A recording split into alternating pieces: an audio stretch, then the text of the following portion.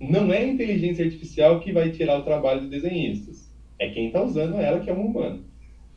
E então, a minha preocupação atual é formar muito bem esse diretor de arte, esse humano, para que ele entenda onde ele pode usar a inteligência artificial que facilita o trabalho dele e aonde só um artista consegue fazer o que ele quer.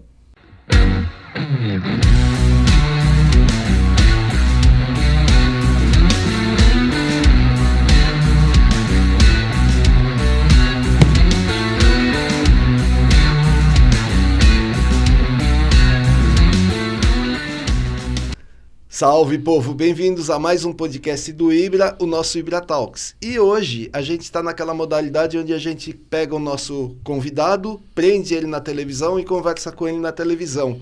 Quem que é o nosso convidado? É o Cris Zulo.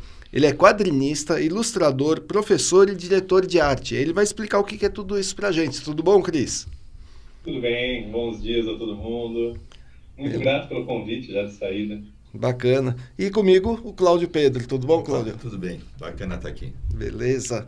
Deixa eu falar um pouquinho da nossa, do nosso patrocinador, mas antes deixa eu pedir para vocês o peteleco no positivo. Não esqueçam disso. O pessoal costuma esquecer, isso ajuda muito o nosso canal, tá? E se inscreve no canal, coloca todas as notificações, ativa o sininho, faz tudo, compartilha. Vai ser muito legal o de hoje. E assiste e depois compartilha. Tenho certeza que você vai gostar. E vamos falar da Editora Vilese. A Editora Vilese, ela tem diversos livros, livros de autoajuda, livros de ficção científica, livros científicos, por exemplo, o livro científico do Ibra é da Editora Vilese, né? Reabilitação animal, fisioterapia e acupuntura veterinária, do qual nós dois somos autores, né? Sim, também. verdade. E esse livro aqui é um dos meus livros de ficção, tá? Na Editora Vilese.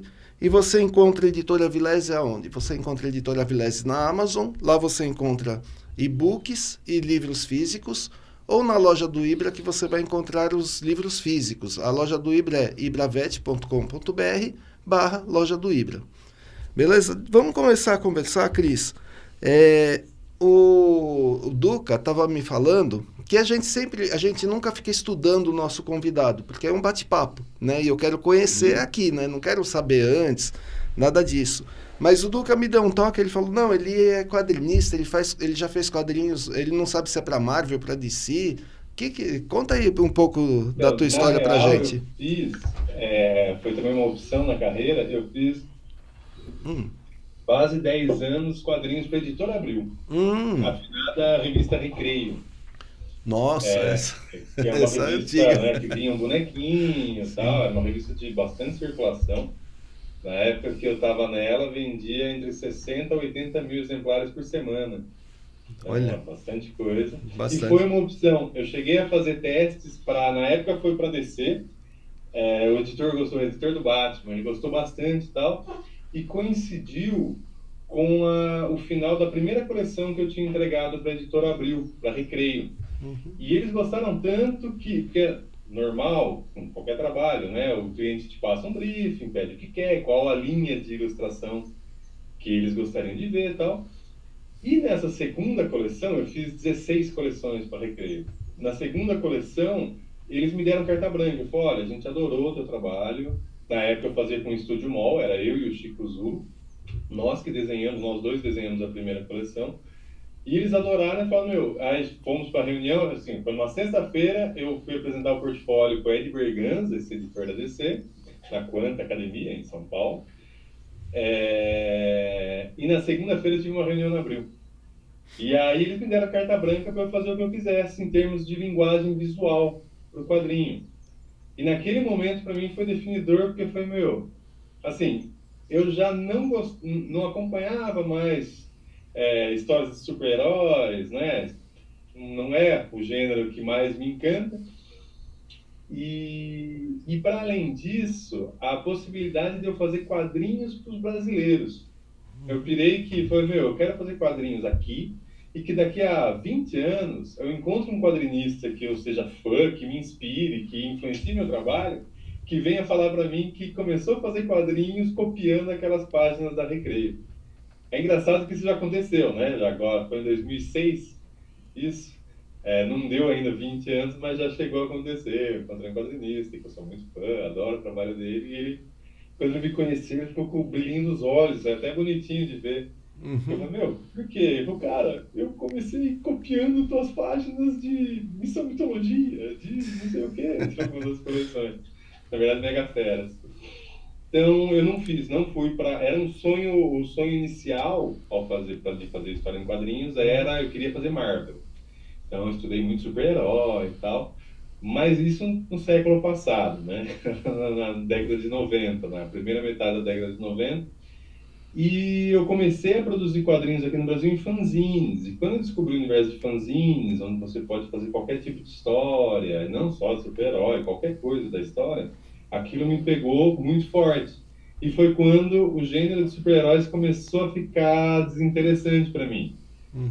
Porque, queira ou não, super-heróis é isso, né? Um bate no outro, tudo resolve na porrada. É claro que tem excelentes histórias, Uhum. excelentes roteiristas, escritores de histórias em quadrinhos de super-heróis, mas a grande massa que chega para o Brasil é herói batendo em herói, né?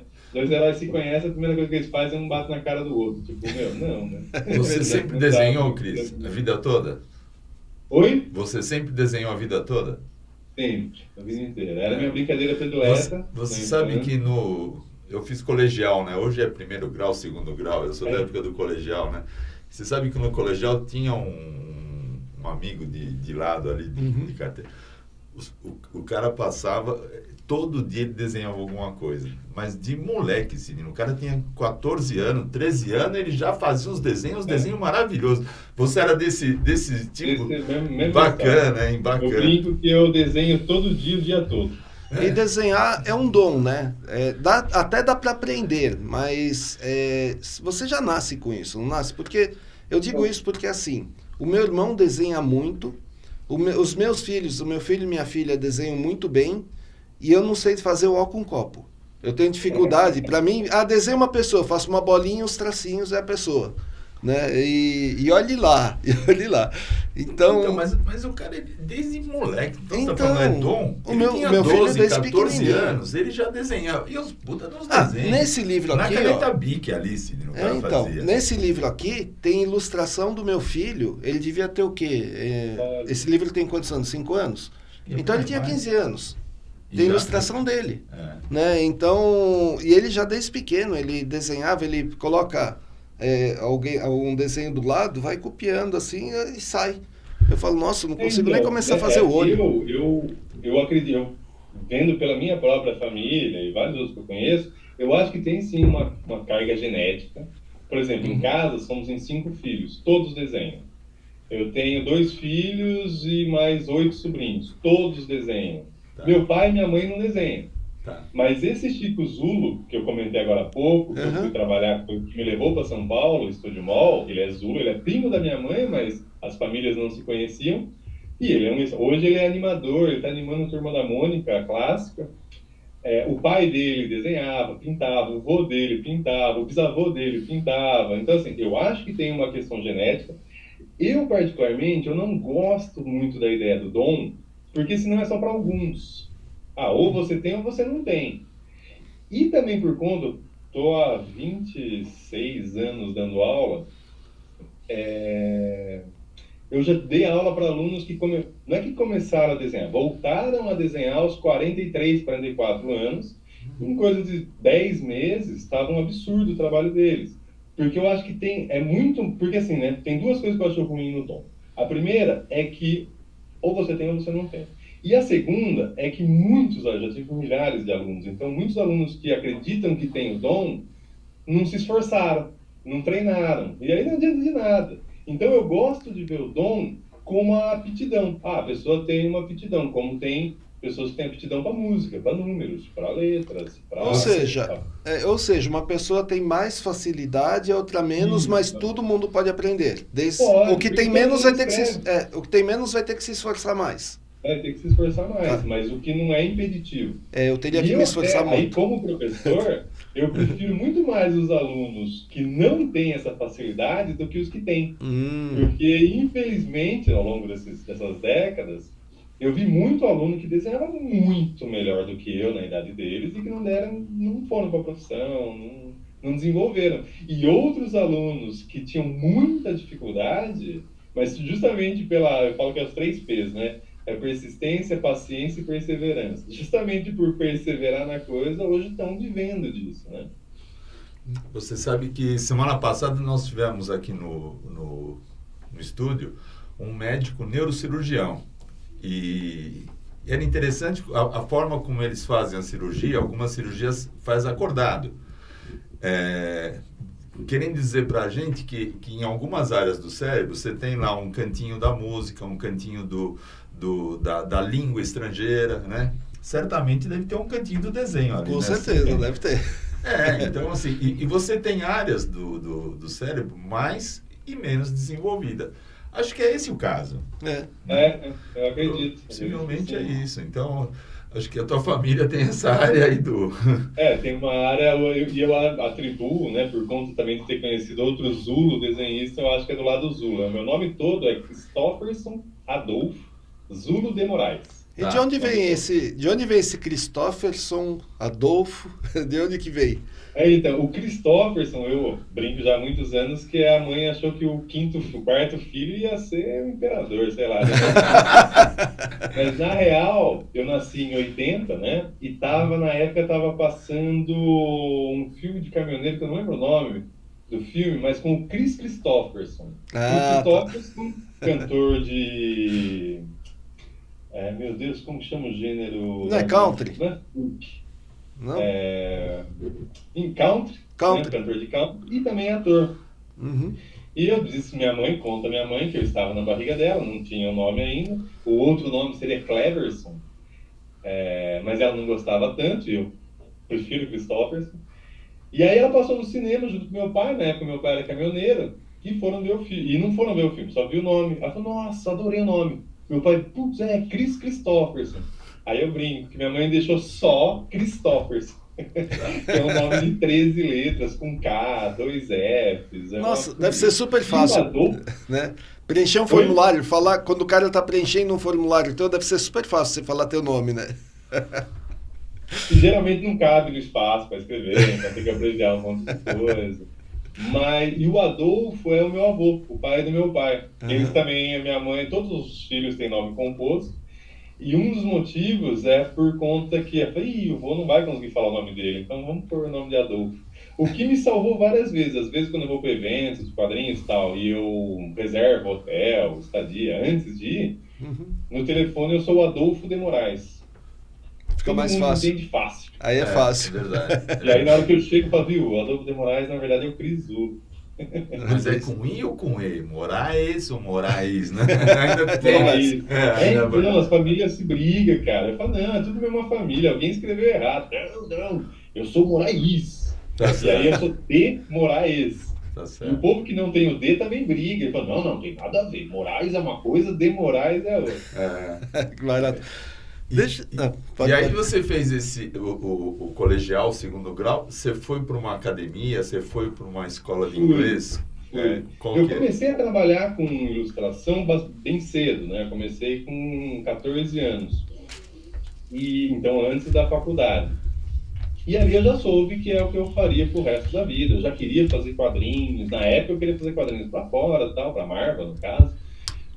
E aí, aos 18 anos, eu fui o primeiro filho a fazer faculdade, porque em casa, assim, eu comecei a trabalhar muito cedo, todo mundo começou a trabalhar muito cedo em casa, eu, infelizmente, comecei mais cedo, eu comecei com 7 anos.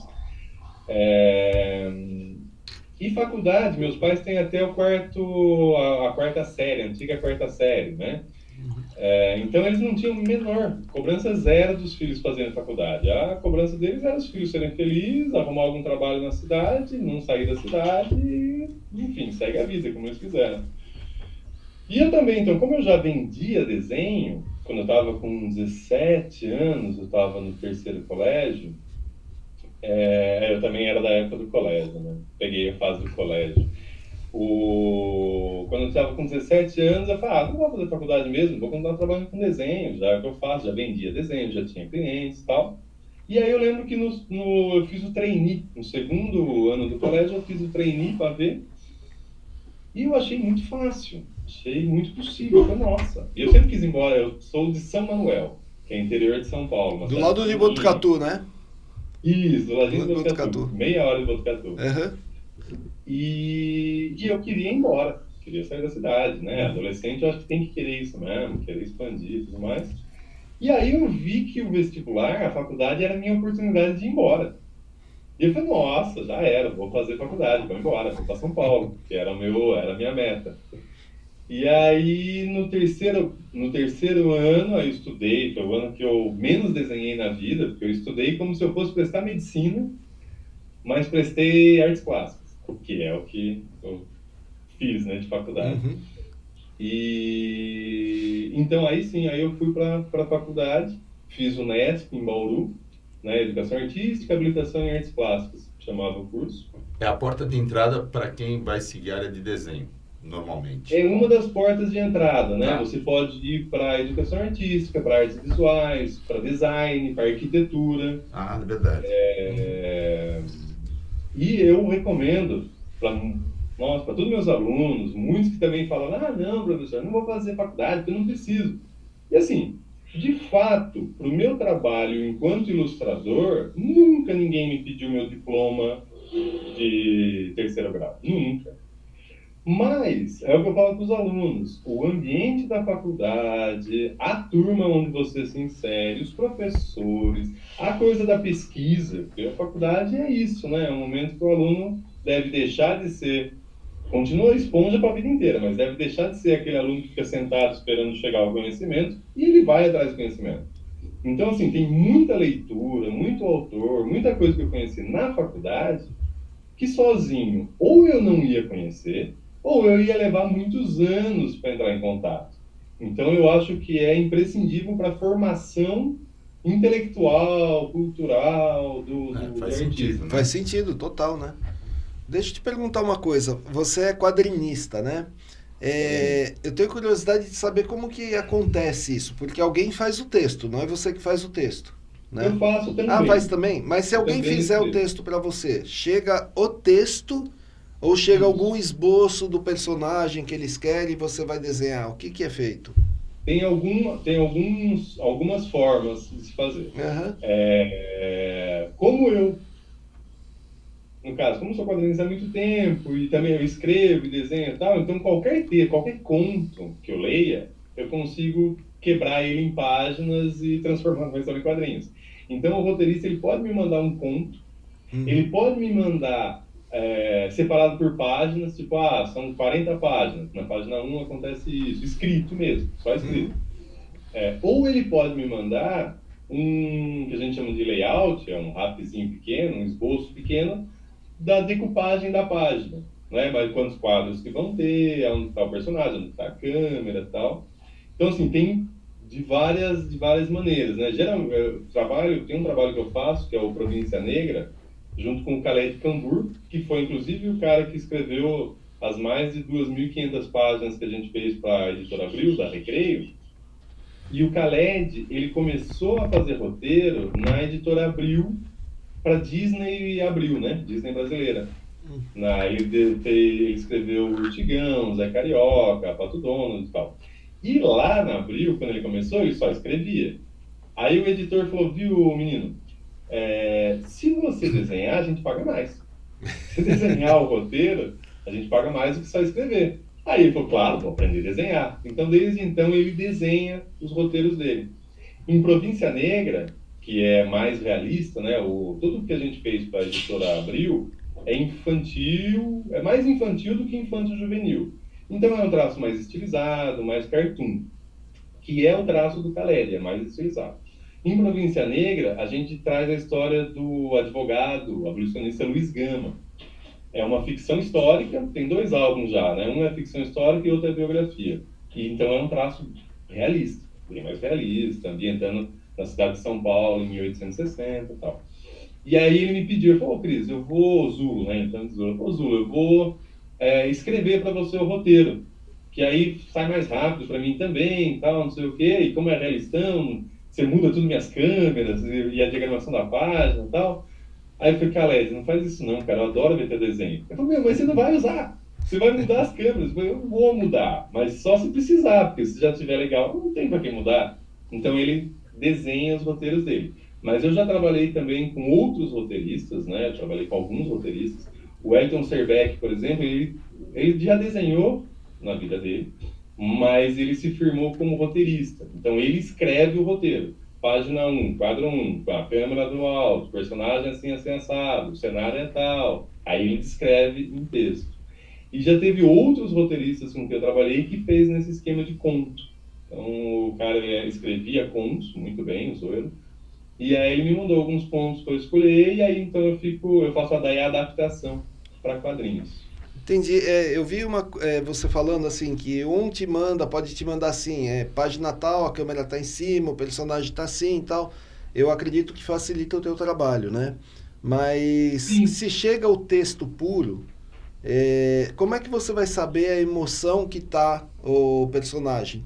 Porque assim, você pega um livro, eu escrevo um livro, né? No livro você consegue descrever toda a emoção, só que você demora algumas páginas, né? Descrevendo a emoção. E aí chega um negócio puro para você, né? Deve chegar um texto mais enxuto. Como é que você consegue traduzir isso daí? Então, porque para mim, tanto personagem quanto cenário. O cenário é imprescindível porque ele dá o tom da história, ele conta muito sobre os personagens e tal, não sei o quê. E os personagens, para mim, eles são meus atores. É como se eu fosse um diretor, eu penso mais no teatro até do que no cinema, mas é como se eu fosse um teatro e os personagens são meus atores. E eles precisam atuar. Então, assim, se me chega um roteiro e não tá claro qual que é a emoção do personagem, eu cobro do roteirista. Escreveu toda a história? Legal. Agora, ó, te mando os layouts das páginas e tal, e agora me diz como que eles estão. Ou até antes de eu mandar o layout. Pega, são 20 páginas, me conta o que acontece com o personagem, o que ele está sentindo, o que ele passou, o que ele vai fazer. Porque daí é isso, né? Eu não sou o leitor que tem que ser surpreendido. Sou um dos autores que tem que surpreender o leitor. Sim. Então eu preciso saber o que vai acontecer daqui a 15 páginas com ele. Porque na mesma frase, você pode colocar o personagem chorando ou sorrindo. Numa frase, aí fica complicado, né? Exatamente. Aí você tem que saber. Para mim é muito importante o estado emocional do personagem. Porque isso vai me ajudar a conduzir a história, né? E mesmo porque se tem uma surpresa lá na frente, você não pode revelar agora, né? Exatamente. Tem esse problema. Você tem que saber qual que é a surpresa para não revelar. A pessoa que está lendo, ela primeiro vê o desenho e depois o escrito, ou será que o contrário? Você tem essa experiência? Então, tem um pouco de tudo, assim. O senso comum, um leitor comum de quadrinhos, ele lê balão. E aí, depois que ele leu todos os balões, leu a história, alguns voltam, outros não voltam para ver os desenhos. Tá. Aí tem aqueles outros, geralmente são os que também gostam de desenho, que primeiro lê o desenho, depois volta e lê o balão. E tem aqueles que faz o que me parece ser o melhor processo para ler uma história em quadrinhos. Simultâneo. Que é você ver o desenho, ler o texto, ver o desenho de novo. Não sei mais ler o texto. É verdade. Porque as histórias em quadrinhos têm essa característica que é a fusão entre texto e imagem. Tanto que a gente pega os quadrinhos da década, não todos, mas muitos quadrinhos da década de 50, 60, até o começo de 70, onde o texto falava, e o personagem pegou a xícara de café para beber. Aí mostra o personagem pegando a xícara de café para beber. E agora ele vai sair da sala, sabe? Tipo, narrando a mesma coisa que o desenho mostrava. E já, a partir da década de 70, começam a entender que não. É uma outra coisa. Não é nem literatura, nem artes visuais, artes plásticas. É uma fusão. Né? Que não é nem de fato seja uma fusão de literatura com artes visuais. Mas se usa de recursos da literatura e usa de recursos das artes visuais. Né? Mas tem que ser Exatamente, tem que ser esse complemento. Eu vejo primeiro o desenho e leio o balão, mas é quase simultâneo. É uma passagem pelo desenho e o balão. Passagem pelo desenho e o balão. Mas eu vejo o desenho, leio e volto no desenho. Sim. Eu não volto no desenho. Eu volto para interpretar. Para absorver, né? Para absorver ali, né? Eu gosto, enquanto quadrinista, eu gosto de colocar um monte de tem a cena principal acontecendo aqui, eu coloco historinhas passando lá atrás. Então tem algum personagem fazendo alguma coisa que nem faz, às vezes não estava nem no roteiro, mas não vai interferir na história que está sendo contada, porque é isso, quando o roteiro é meu, eu faço o que eu quiser com o roteiro. Quando o roteiro é de um outro, a minha função é achar a melhor maneira de contar aquilo visualmente, eu não posso mudar a história. No caso, quando se tem uma sinergia boa com o roteirista, você pode conversar e falar, putz, aqui ó, o personagem está fazendo uma coisa que não condiz com o personagem. E aí o roteirista, mas ainda assim eu deixo pro roteirista decidir se ele vai mexer ou não vai. Porque isso é o trabalho dele. O meu trabalho é contar aquilo visualmente. E, por exemplo, você pode, se ele coloca assim, o personagem está num parque. Aí ele não colocou mais nada. Você pode colocar um casal lá no fundo fazendo piquenique. Né? Eu vou colocar um casal no fundo fazendo piquenique, alguém jogando bola, um pai com uma criança. Entendi. Eu vou mostrar, se tiver 3 páginas desse parque, eu vou contar lá atrás uma historinha paralela. Alguém que chega, encontra a namorada e sai, ou briga, legal. Ou qualquer coisa. E depois que você termina, volta para quem escreveu para ele aprovar? É assim? A gente costuma fazer bem... Também tem alguns casos, tal, mas eu gosto de, à medida que eu vou produzindo, eu já vou mandando.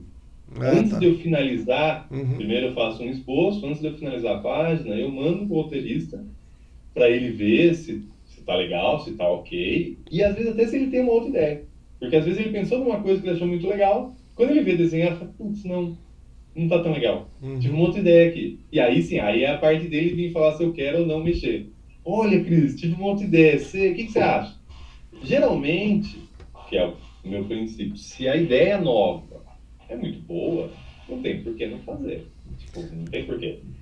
É a mesma história, quando um roteirista me manda o roteiro todo desenhadinho, se as câmeras que ele usou, se a separação de quadros que ele usou tá boa, não tem por que eu criar outra só para dizer que eu que criei. Não tem por quê. Interferir, porque já tá ali e funciona. Agora, se de repente eu acho que não tá, visualmente, não tá contando muito bem a história, aí eu mexo, geralmente conversando com o roteirista. Né? E você falou que manda um esboço antes da arte final, né? Qual que é a diferença? Por exemplo, o esboço você não faz colorido, nada, você faz a lápis. Como é que é esse esboço? O esboço é um desenho bastante esquemático, onde muitas vezes os personagens eles não têm nem muito detalhe, porque é mais para eu pensar e desenvolver a composição de cena, sabe, a ordem de leitura e tal. Se é algum momento específico que a expressão do personagem é importante, aí sim eu desenho um pouco melhor ali para dar já o tom da história, mas é um desenho extremamente esquemático. Podia ser até o Minho Palito. E aí depois eu volto a fazer o desenho finalizadão. E é feito o quê? Hoje você trabalha com gráfico, com uma mesa gráfica, porque antigamente fazia num papel transparente, né? Qual que é a diferença de antigamente para agora? Conta pra gente. Então, inicialmente era o papel transparente, ajudava e tal. Depois vem a mesa de luz, então você pode desenhar no papel branco, você põe na mesa de luz, fica translúcido o desenho, você transfere para uma outra folha. Também fiz muito isso. Tem aquela pranchetona ali, que é uma beleza, uma prancheta de arquiteto gigante, que é uma delícia para desenhar. Hoje em dia, eu desenho no computador direto, eu uso um iPad, que é e eu plugo ele no computador, então ele funciona como uma tela. Tem uma Wacom Cintiq e tal, mas é um iPad, que é desenho direto na tela. Mas eu não consigo viver longe dos papéis. Se a gente olhar aqui para o estúdio, tem um monte de caderno, tem papéis, e tem uma coisa que eu falo para os alunos, né? Hoje em dia, como a tecnologia está um pouco mais acessível, um iPad ainda é caro, mas você consegue comprar uma tabletzinha por R$400, R$300, né? Que você desenha digital. E aí muitos alunos vêm e falam, pô, professor, estava vendo qual que é a melhor tablet, o melhor computador? E eu sempre falo, cara, tem um que é excelente e é barato. 500 folhas sulfite, lápis e borracha. É isso que você precisa. Mas aí, por exemplo, se você desenha no papel, e aí você vai mandar para imprimir, Como é que você faz? Você tem que passar para digital, não tem? Você tem que passar para o digital, você tem que Aham. escanear esse desenho, tratar ele ou não.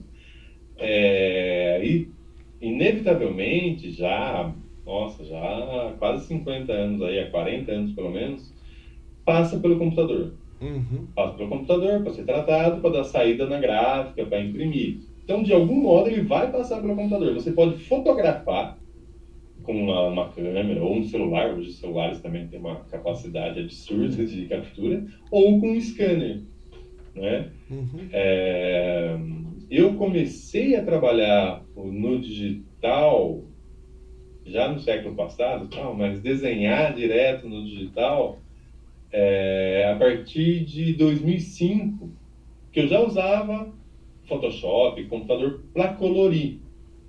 Porque aí tem uma vantagem, né? Quando você trabalha numa ilustração, publicidade, com clientes, às vezes você fala, eu quero assim, ele passa o briefing, aí você faz a ilustração, colore ela, manda pro cliente, mas eu achei que esse laranja não funcionou, dá para trocar por um vermelho, por um amarelo ou por um azul? Se for no papel, você tem que pintar tudo de novo. E eu já passei por isso. Tem que refazer o trabalho. Não dá para... Dá, mas é difícil você recortar o que o cliente pediu para você alterar e você pintar em outra folha e colar. Mas é muito gambiarra, então o melhor é você refazer. E no digital, você tem a possibilidade de ir lá e alterar a cor. É laranja, você quer azul? Tudo bem, você vai lá, você muda a camada, mudou para o azul. Então, já desde 2000 que eu uso o computador para colorir meus trabalhos. E a partir de 2005, usando essas tablets, eu entendi que, eu consigo fazer o mesmo que eu faço com pena, pincel, caneta, eu consigo fazer aqui. E comecei a treinar para fazer digital. E desde 2005 eu faço muito, 90% do meu trabalho é digital. Ainda que aconteceu ontem, eu estou no digital, trabalhando e tal, e chega uma hora que não está saindo, não está ficando legal. Eu pego uma folha, volto para minha prancheta, desenho no lápis, e aí o lápis, tudo é possível no lápis. Aí eu falo, legal. Aí eu volto no digital, desenho de novo, nem escaneio. Desenho de novo no digital. Então, o matérico tradicional, eu acho ele fabuloso para a criação. E, assim, é uma coisa que até é meio lógico. Estamos há centenas de anos, há milhares de anos trabalhando no papel, no tradicional. Então, isso já tá dentro da gente. Talvez não, né? As novas gerações, um ilustrador que está começando hoje na profissão, talvez ele já desenhe mais digital do que no papel e não tenha essa relação. Eu acho uma pena, acho complicado, porque o lance do desenho é esse, né? O desenho, eu falo para os alunos, né? O desenho, ele um processo cérebro, olho e mão. Ou, se você não tiver a mão, você desenha com o pé, ou com o que for. O desenho não está na mão, o desenho não está no computador, o desenho está na cabeça e no olho do desenhista, né? O estudo, a parte mais interessante para mim de estudar desenho é sem desenhar, é observar. O grande lance para um artista, desenhista, é desenvolver a observação. É isso que nos diferencia. Que é você observar. Eu acho que é aí que eu falho. Eu tenho dificuldade nessa observação. Por exemplo, eu olho, eu não consigo gravar a imagem para depois pensar nela e transformar num desenho. E que eu deveria gravar a imagem para ter ela na cabeça fresca para desenhar, né? Eu não consigo. Eu falho aí. Eu teria que treinar isso. Teria que treinar isso, né? Mas em termos de produção, então você tem um fundo. O fundo é copiar e colar. Estou errado? Sim. Copiar e colar, né? Sim. E aí você só vai mudar a expressão, né, do personagem no quadrinho, no 1 a 1. Eu acho que em termos de hoje em dia para 20 anos atrás, a produtividade aumentou absurdamente para vocês, né? Com o computador. Sim, porque assim, eu sou da época que para fazer isso eu tinha que xerocar. Eu tinha que tirar uma fotocópia. Uma cópia com fundo. Uma cópia com fundo, entendi. Ou então assim, tem uma página com 9 quadrinhos, nos 9 quadros tá o personagem de frente falando, tal, não sei o quê, e o fundo, o cenário não muda. É igual. Tá. É igual. Aí então eu e né, centenas de artistas faziam isso. Então a gente fotocopiava, xerocava, recortava e colocava lá. Hoje em dia no digital não, você dá um Ctrl+C, Ctrl+V e já tem o mesmo fundo, né? Tá. Tanto que infelizmente acaba sendo é um recurso, mas isso acontece com quem está mais novato mesmo na profissão, de usar demais. Então, eu fiz esse cenário todo aqui que vocês estão vendo, desenhei ele, deu um puta trabalhão. Aí, quando eu vou mostrar outro momento, em vez de eu mudar a câmera, eu uso o mesmo cenário. Tá. Eu sou dos tontões que falam, não, cara, mudou a câmera é outro desenho. Tá. Então, eu raramente eu dou um Ctrl+C, Ctrl+V no desenho. Porque se Então, mudou uma vez eu li, Sidney, que aquele filme Fantasia do Disney, parece que levou 4 anos para ser feito. Sim. E com um batalhão de gente desenhando lá. Faz sentido isso daí? Batalhão. E era no plástico, de 200 a 300 pessoas. E era no plástico transparente, né? Levanta o plástico, abaixa o plástico. Não é assim? Não, porque tem o movimento da mão, né? A mão subindo assim, são 10 quadrinhos que você faz para uma mão subida. Assim, não, depende. Esse movimento deu meio segundo, são 12 desenhos para esse meio segundo. Olha, são também... 24 desenhos por segundo. 24. 24 por segundo. Então desenharam tudo eles, os animadores tradicionais, desenham tipo um sulfite mesmo branco. O acetato ele entra na finalização, quando você vai finalizar o traço e a cor. Aí, mesmo hoje em dia, se quiser, ainda tem quem faz no tradicional no acetato. É que aí também a tecnologia e o computador facilitou muito a vida, né? Muito. Então faz sentido 4 anos mesmo. Esses 4 anos faz sentido mesmo. Pra época, né? Oi? Esses 4 anos faz sentido mesmo. Total. Tem um outro filme da Disney, né? Outra animação, o Mulan, que tem uma cena maravilhosa, que são os cavalos descendo de um morro. Tá. Um de cavalo descendo o morro e vem umas flechas. Nesta cena, que tem 7 segundos, 40 animadores passaram 3 anos fazendo essa cena. Caramba. E a maneira para eles estudar, como que a gente vai fazer? O que eles fizeram? Pegaram todos esses 40 animadores, levam para um campo, onde tem lá os cavalos, num morro. Aí vai alguém lá em cima, solta os cavalos, os desenhistas lá desenhando. Recolhe os cavalos, solta os cavalos, desenhando. Coitado dos cavalos, coitado dos cavalos. Bacana. E são pouquíssimos segundos, não chega a ter 10 segundos. Não, e a gente vai no cinema e não dá valor nenhum. A gente olha a 7 cena, 7 segundos, segundos, passou. 7 segundos. Passou. Né? Não dá valor nenhum. Fala só, que legal. Que cena bonita. Muita gente fala, que cena bonita. Atenção, preparem agora. Agora é a cena de 3 anos. Eu imagino o cara que participou, quando ele vai ver no cinema, ele fica esperando aqueles 7 segundos só para ver os 7 segundos, né? Você baixou para pegar pipoca, já passou. Já passou. Já pensou? Mas a animação, eu também trabalho com animação. Isso que eu ia te perguntar. Estou produzindo uma série de infantil, junto com uma equipe, né? Animação já... Histórias em quadrinhos, a gente brinca, né? Ilustração, você sozinho consegue ir lá, faz desenho, pinta e tudo mais. Histórias em quadrinhos, dá para você fazer sozinho também, ir lá escrever, desenhar, pintar, só que dá mais trabalho. E animação é trabalho de louco, né? Porque se 1 segundo são 24 quadros, uma animação de 12 minutos é quadro que não acaba mais, são milhares de quadros. Então, é um trabalho mais insano. A animação é um trabalho... E aí, você consegue fazer uma animação sozinho? Consegue. Só que você vai gastar, imagina, se a Disney num Fantasia gastou 4 anos com 200 animadores, você sozinho ia levar uns 30 anos para fazer essa animação. Então, a animação, assim como a música, exige equipe. Exige um trabalho de mais gente. Então, e aí flui melhor. Esse trabalho que a gente ele foi contemplado pela Lei Paulo Gustavo. Então, a verba dele não é tão grande, mas ainda assim a gente conseguiu montar uma equipe com 9 animadores. Entendi. Você falou 12 minutos, eu fiz a conta aqui, dá 17.280 quadros. É coisa pra caramba. Se fizesse fantasia hoje, quanto tempo levaria? Com o mesmo time? Se fosse fazer no mesmo molde, dos 4 anos para mais. Depende. Porque a equipe do Fantasia é o Dream Team da animação, né? São os animadores que são referência até hoje, são os grandes mestres.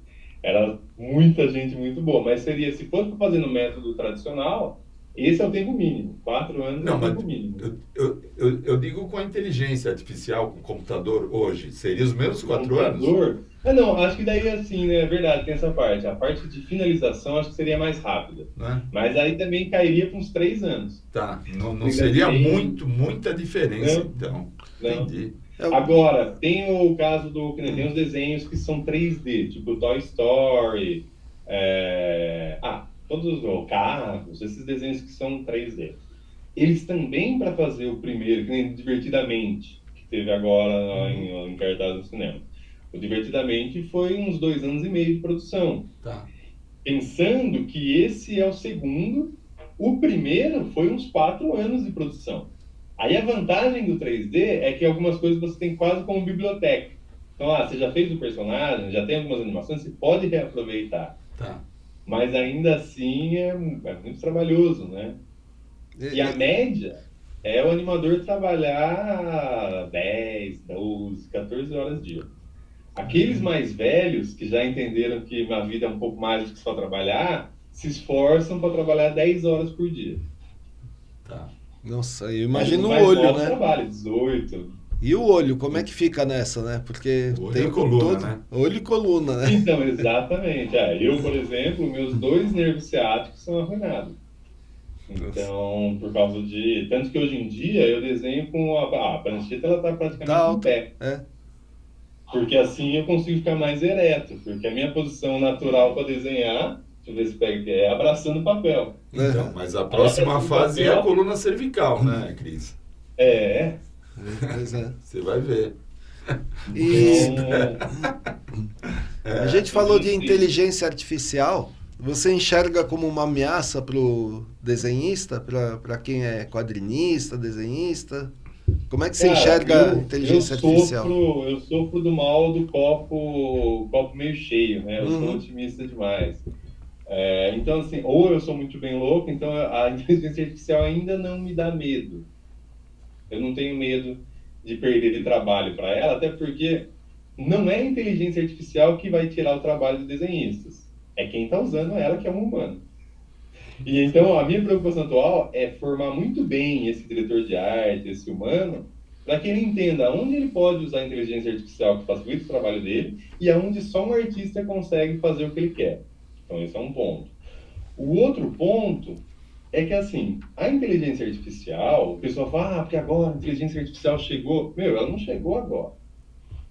Né? Eu gosto, tem o Miguel Nicoleles, tem uma galera que fala, ela não é nem inteligente e nem artificial. Eu acho legal essa ideia. Porque não é. É que inteligência artificial é um marketing maravilhoso. Né? Você pensar em quando as máquinas vão ter o salto e aí começa a criar sozinho, assim, para quem gosta de ficção científica é muito legal. Mas, na real, a inteligência artificial, ela já está na nossa vida há muito tempo, nas redes sociais é usada há muito tempo, os algoritmos e tudo mais. Agora, conseguiram elevar essa tecnologia para ela ser a inteligência generativa, né, que gera imagens. Só que é o que eu falo pro pessoal, sempre quando me perguntam, porque é uma questão, né, tem um monte de artista que morre a inteligência artificial, não use inteligência artificial, não sei o quê, porque tem medo que ela roube o trabalho. Mas assim, a fotografia.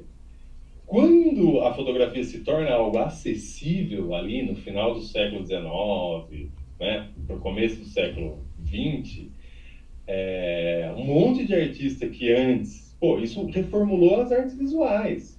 Até o final do século XIX, a gente tinha as artes visuais figurativas, todo mundo é importante pintar um retrato de vocês, piscina na parede. Quando a fotografia chega, não preciso mais do pintor. Eu vou lá e tiro uma foto, é muito mais rapidinho. E se eu comprar essa câmera, eu mesmo faço sem ser artista. Então, nessa época, um monte de artista ficou louco e queria também matar a fotografia. Porque ela ia roubar, como de fato ela roubou. Se a gente pega a ilustração comercial, que ela vai surgir nos jornais, né, com charges e tal, e também retratando cenas do cotidiano, a fotografia vem e faz isso. Então, teve uma gama de trabalhos que sumiram. Nessas, alguns ilustradores, muitos ilustradores, perderam o seu trabalho, porque a fotografia passou a fazer. Desses ilustradores, teve aqueles que entenderam que a fotografia é uma ferramenta a mais. Então foram estudar e foram usar ela para o próprio trabalho e foram desenvolver o que a fotografia não faz. Quando chega o computador, a gente pode ir até para quando chega a caneta nanquim recarregável. Eu tenho amigos, né, de ilustradores que têm 60 anos de profissão, e eles contam que quando chegou as canetas recarregáveis nos estúdios que trabalhavam, os desenhistas mais velhos ficavam loucos da vida, porque, imagina, você tem que usar o pincel, você tem que usar pena, você vai lá, carrega a pontinha no nanquim. Isso daí, isso não faz arte. E os ilustradores mais novos usavam essas canetas porque é mais prático. Quando chega o computador, a mesma ladainha. E o computador vai acabar com a pintura e não sei o que. Não, é mais um instrumento, é mais uma ferramenta. Eu vejo a inteligência artificial como mais uma dessas ferramentas. Um aliado. Importante. Um aliado, né? Oi? Mais um aliado, né? Pode ser mais um aliado. Eu tô no digital há muito tempo. E tem, mesmo na minha geração, tem pares que quando eles viam o trabalho, eu falo, nossa, Cris, essa tua página, esse pincel teu é muito legal. Pô, não é pincel, cara, é digital. Mas e o cheiro do nanquim? E não sei o quê? Eu falo, isso é muito, romantizar demais. Beleza, eu também gosto. Você gosta do cheiro do nanquim? Você pega um pote de nanquim, você abre ele, cheira ele, você sente o cheiro do nanquim. Aí tinha quem vinha e falava, Cris, tá, beleza. Mas e aí? E se acabar a energia, como que você produz? Verdade. Se acabar a energia, eu não produzo. Se eu tiver sem energia, eu não produzo. Uhum. Aí, beleza. Estava eu fazendo um quadrinho, já fazia anos que eu fazia digital, e esse quadrinho eu estava desenhando ele no papel. Acabou a energia em casa. Ficou quase 24 horas sem energia. De manhã, com a luz do sol, trabalhei legal. Começo da tarde, trabalhei legal. Às 4 horas da tarde eu não conseguia mais desenhar dentro de casa porque não tinha iluminação suficiente. Então eu fui para o quintal. Pus a minha mesa no quintal. No quintal eu consegui desenhar até às 5:30 da tarde. A partir das 6 da tarde eu não conseguia mais desenhar porque não tinha iluminação suficiente. Voltei para dentro de casa. Como eu estudei artes plásticas, né, a educação artística e tal, e eu me interesso demais pelos pintores do passado, Rembrandt, Van Gogh, todos os pintores do passado que eram grandes mestres, e eu sei que o Rembrandt, o Caravaggio, o Velázquez, eles gostavam de pintar à noite e madrugada. E para pintar, o que eles faziam? O Rembrandt, ele colocava um chapéu, nesse chapéu ele colocava 2 velas aqui do lado, uma vela na frente, e dos lados do quadro, ele colocava mais velas. Eu falei, vou fazer o mesmo. Fazer o mesmo que o Rembrandt fazia. Como é que foi o incêndio? Como é que foi o incêndio? Então, incêndio, graças aos deuses, não teve.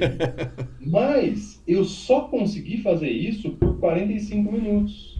Depois disso, a minha cabeça estava estourando, eu estava com muita dor de cabeça. Por quê? O Rembrandt conseguia fazer isso porque essa era a tecnologia disponível para ele. Essa não é a minha tecnologia disponível, então eu não estou adaptado a ela. Eu não consigo usar. Aí eu encontrei esse amigo, uns tempos depois, e falei, legal, não tem essa. Mesmo que você tiver no papel, acabou a energia, você desenha até que hora? Eu consigo desenhar até umas 4 da tarde.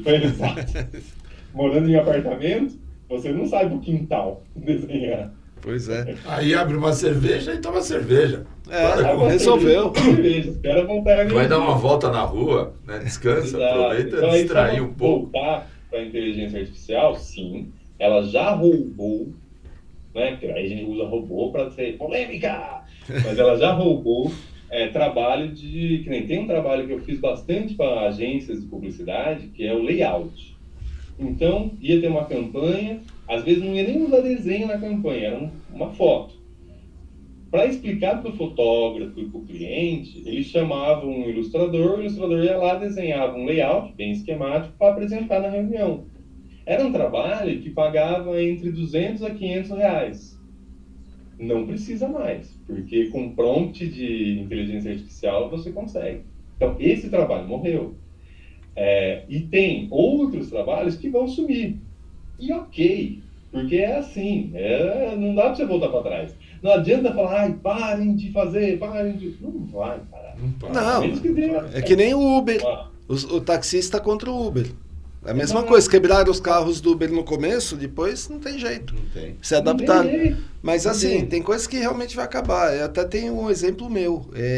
Os meus 3 últimos livros, a capa foi feita em inteligência artificial. Né? E era uma desgraça para você fazer a capa, demorava, e até... Agora você faz rapidinho, né? Eu mesmo Exatamente. fiz as últimas 3 do jeito que eu queria, exatamente na imagem que eu estava pensando, né? Então isso com certeza vai perder. Mas vai ter outras coisas que vocês vão ganhar. Eu imagino isso. Que vai ajudar. Então, porque é isso, assim, né? Mais uma vez, torna acessível e possível para mais pessoas produzirem imagens. Tem várias questões da inteligência artificial, e acho que a mais importante no caso do uso dela das artes visuais é a regulamentação. Isso é imprescindível, é importante, porque assim, se você gera uma imagem por inteligência artificial que é feita baseada no trabalho de outros ilustradores, seria importante e interessante que esses ilustradores que serviram de referência fossem remunerados. Porque senão, é aquilo, o plágio, se alguém me plagiar, se alguém pegar um trabalho meu e fizer um plágio, eu processo. E eu posso processar, tem caminhos legais para isso. Com a inteligência artificial ainda não tem. Então, se você for lá, pedir para gerar e falar, eu quero no estilo do Crisulo em Força Animal.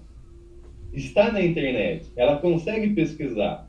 Eu fiz esse teste há pouco tempo, tá, numa história em quadrinhos que eu estou fazendo, e eu fui lá, porque assim, eu né, vou parecendo um velhão, nem sou, estou com 44 anos. Mas eu sou da época na ilustração que, para pesquisar imagens, eu recortava jornal, revista, ia na biblioteca, precisei desenhar para uma matéria que me chamaram um tanque de guerra. Eu não sei desenhar um tanque de guerra. Então eu fui na biblioteca, pesquisei, fui na banca, comprei revista, fui não sei o que, fui na biblioteca. Quando vem a internet com o Alta Vista, põe o Google, cara, é uma maravilha. Você vai lá e está olhando tanque de guerra XYZ. Ele vai te dar centenas de imagens. Seria erro eu falar que, você está roubando. Não, você não está roubando, é uma ferramenta que você está usando. Então, a inteligência artificial, eu comecei a usar ela como referência. Então, eu precisava, nessa história que eu estou fazendo, eu precisava ilustrar uma comunidade rural com criação de galinha, criação de porcos, com horta, não sei o quê, e fui, como eu sempre faço, no Google. Pesquisa, porque todo o trabalho que eu faço, o primeiro dia do trabalho é só pesquisando as imagens que eu preciso para usar. E aí, eu gastei umas 3 horas pesquisando, e eu já sou ratinho de pesquisa, né? E não achei nada que me agradou. Eu falei, vamos tentar então a inteligência artificial. E fui lá em prompts, porque é isso, você deu um prompt, ok, enter, ele te dá em 10 segundos 20 imagens. Sim. Aí eu fui lá de novo, refinar, então tinha um monte de imagens de referência. A imagem que eu desenhei não é nenhuma das que a inteligência artificial me apresentou, mas elas me serviram de referência para eu criar a minha. E aí no finalzinho, quando eu já, estou satisfeito, eu falei, não, deixa eu ver o negócio. Comunidade rural, não sei o que, no estilo de Crisulo em Província Negra. Que é esse trabalho do Luiz Gama, que ele é preto e branco com tons de cinza. A desgraçada da inteligência artificial me fez uma ilustração.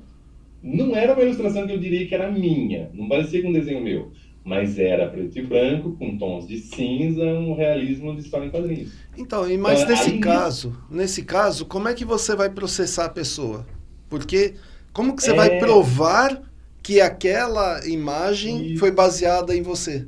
Exatamente. Esse é o por problema. isso que precisa regulamentar, para que assim que você faz uma pesquisa no traço do Crisulo, se isso é usado, já automaticamente já vem centavos de dólar para o Crisulo. Automaticamente, usei o Crisulo, vai lá, 0,05 centavos de dólar por crisol. Então, mas o que o pessoal fala é o seguinte, eu acompanhei umas discussões dessa, principalmente para cinema, e para arte também, né?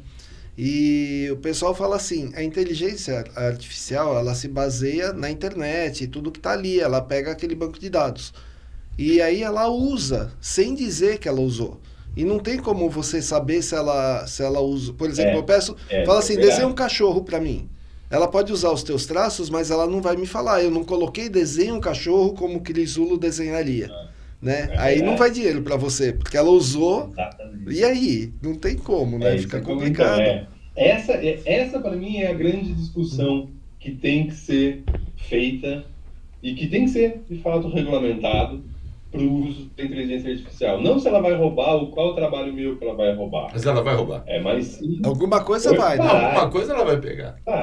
Vai. Como eu disse, ó, layout, capa de livro, até storyboard. Storyboard é um trabalho que eu faço bastante com produtoras, com agências, né? Para comerciais de TV e tal. Até storyboard já dá para ela fazer. O que é um storyboard? Storyboard é assim, todo comercial de TV, antes do diretor filmar, ele senta com o desenhista, conta o roteiro, a história do filminho, e vai falando, ó, começa a cena, vou mostrar, sei lá, da Uber, comemoração dos 10 anos da Uber, ó, começa a cena, a gente vai mostrar o carro aqui fazendo isso e aquilo, eu quero agora no segundo, o próximo take, a próxima tomada, é de dentro do carro, aí então ele vai te explicando, você vai desenhando. Aí ele usa isso, tanto para apresentar para o cliente, falar, ó, o filme que eu vou fazer é esse daqui, e mostra os desenhos, e na hora que ele vai filmar, ele usa isso com a equipe inteira, tanto com os atores, quanto com o câmera, o diretor de fotografia, e com isso economiza, e muito, dinheiro de locação de aparelho, né? Então, assim, se ele chega lá só com o roteiro escrito, ele, eu quero começar assim. Aí na hora que ele vai filmando, não tá legal. Vamos fazer de novo. É mais uma diária que ele tem que pagar. Então, o storyboard, que surgiu na animação, quando começou a animação, eles desenhavam também diretão, ia desenhando diretão. Aí o Winsor McKay, um grande, que também foi um quadrinista e tal, e um dos primeiros animadores norte-americanos, ele sacou que ele falou, eu fiz aqui 680 desenhos, numa tacada só. Acho que se eu fizer um esbocinho pequeno, eu consigo planejar melhor. E aí surge o storyboard. Como se fosse um resumo do que vai ser filmado. Oi? Como se fosse um resumo do que vai ser filmado. Isso, exatamente. Interessante, legal, né? Mas eu já vi isso daí em filme. Eu já vi isso daí em filme que fala alguma coisa de propaganda. Então vai apresentar propaganda para um consumidor, né? Normalmente é uma mesona, todo mundo sentado, uma mulher em pé apresentando, né? Tem isso. Ela apresenta com aqueles quadros que vai virando a página. Isso, vai virando. E aí o cara chega e fala, gostei, não gostei. Né? Ele vai dar o papel dele. Não ficou bom, não. Vamos pensar outra coisa. Né?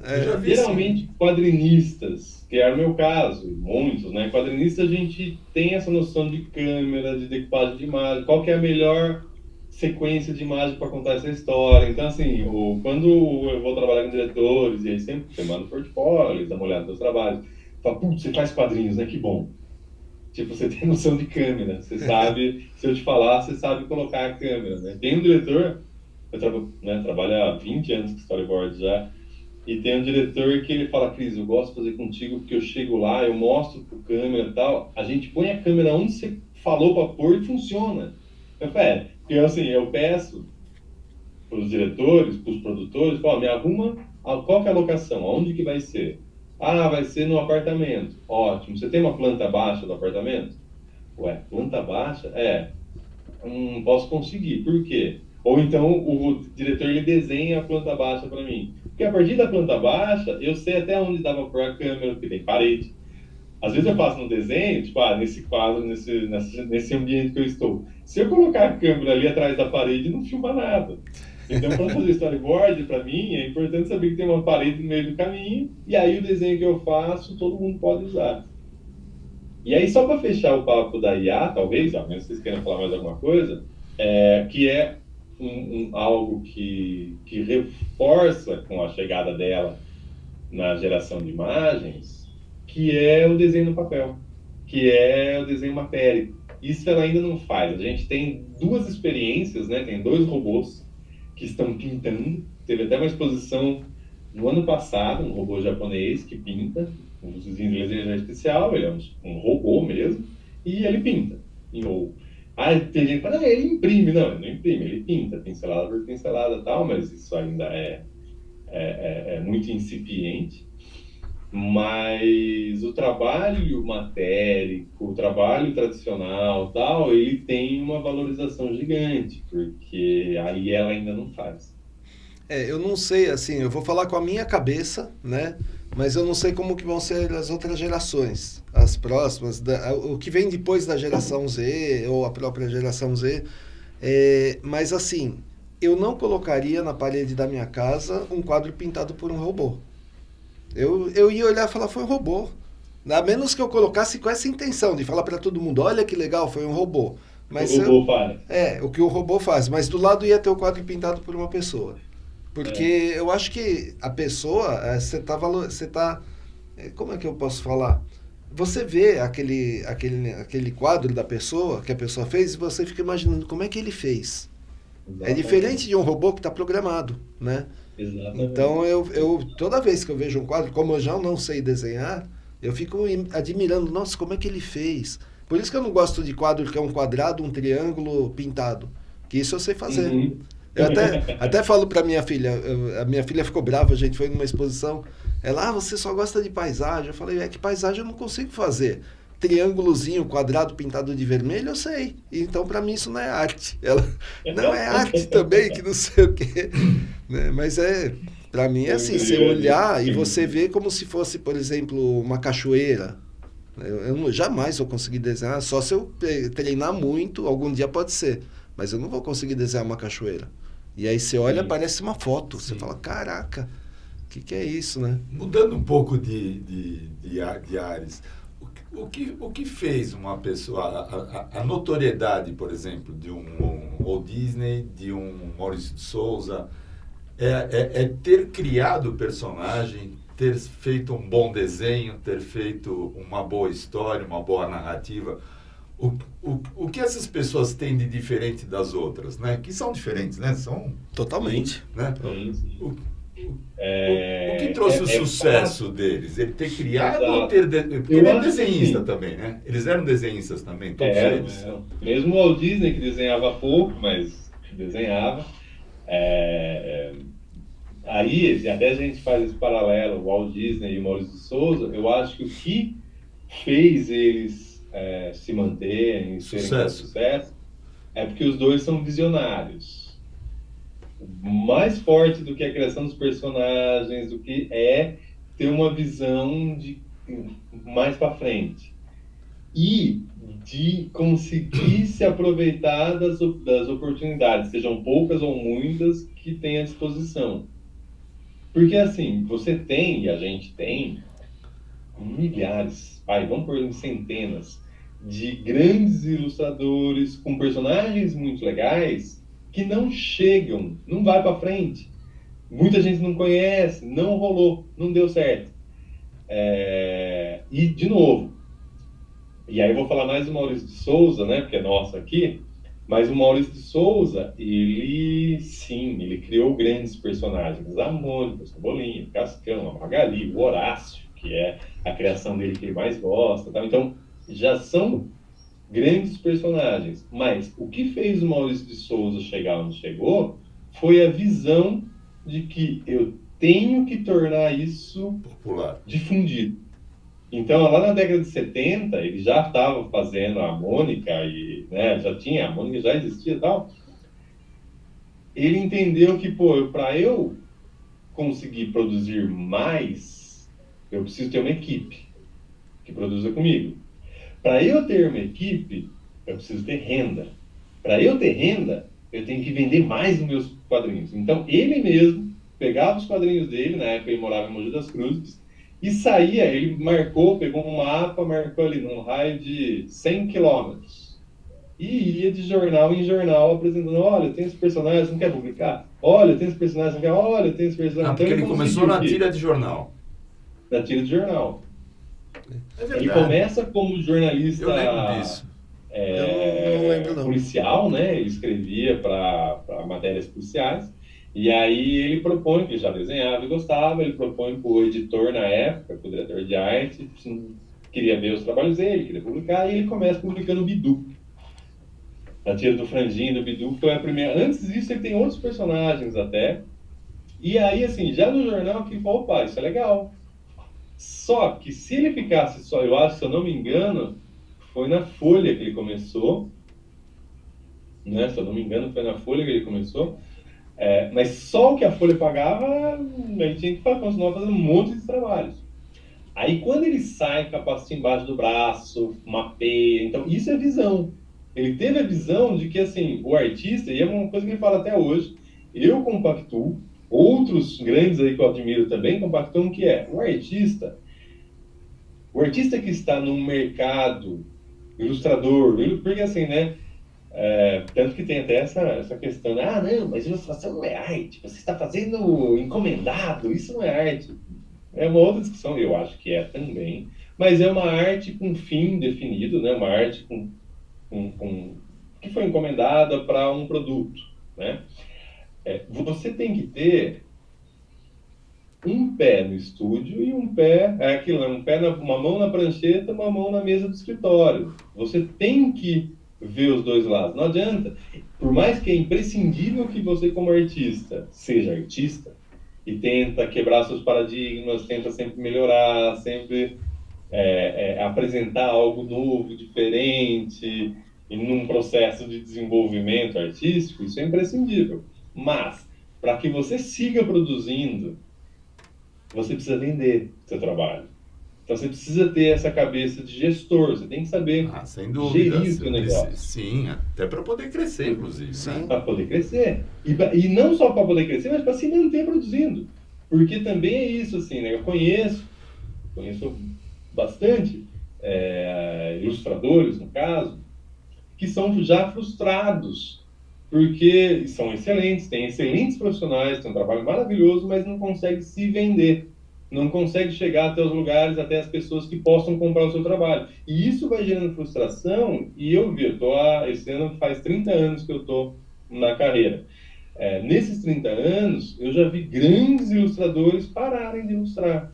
Ilustradores que, para mim, eram referência, o trabalho deles era... Foram fazer outra coisa da vida. Vai fazer outra coisa da vida. Porque não conseguiu viver, né? Se sustentar com o desenho. Então, o Maurício de Souza, ele diz que da importância que, sim, você tem que ser artista sempre, mas você tem que também ser um homem de negócios, você tem que saber negociar seu trabalho.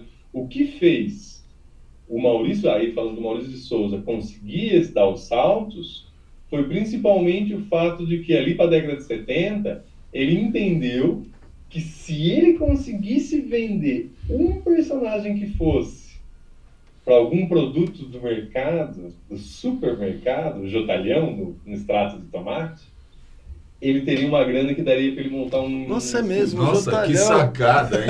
Que sacada que ele teve, hein? Visionário. E aí ele vai, vende o Jotalhão, faz Mas por que o Jotalhão é verde? Porque o molho é de tomate que é vermelho. Então, verde é o contraste, é o complemento, a cor complementar, dava destaque. E aí, rola umas... Na década de 70 tinha, né, as animações. Eu vi isso muito posteriormente. Mas tinha as animações com o Jotalhão. Tinha. Ali foi a porta de entrada. Naquele momento, o Maurício de Souza estava quase desistindo da Mônica. Ele ia parar de fazer, porque mesmo ele vendendo para jornais, ainda a grana era pouca. Não dava para ele ter uma equipe como ele queria ter, porque ele também mirava o Walt Disney, né? O Maurício de Souza, ele tinha o Walt Disney como referência, um modelo. Porque banca de jornal era invadida por Tio Patinhas e Pato Donald, né?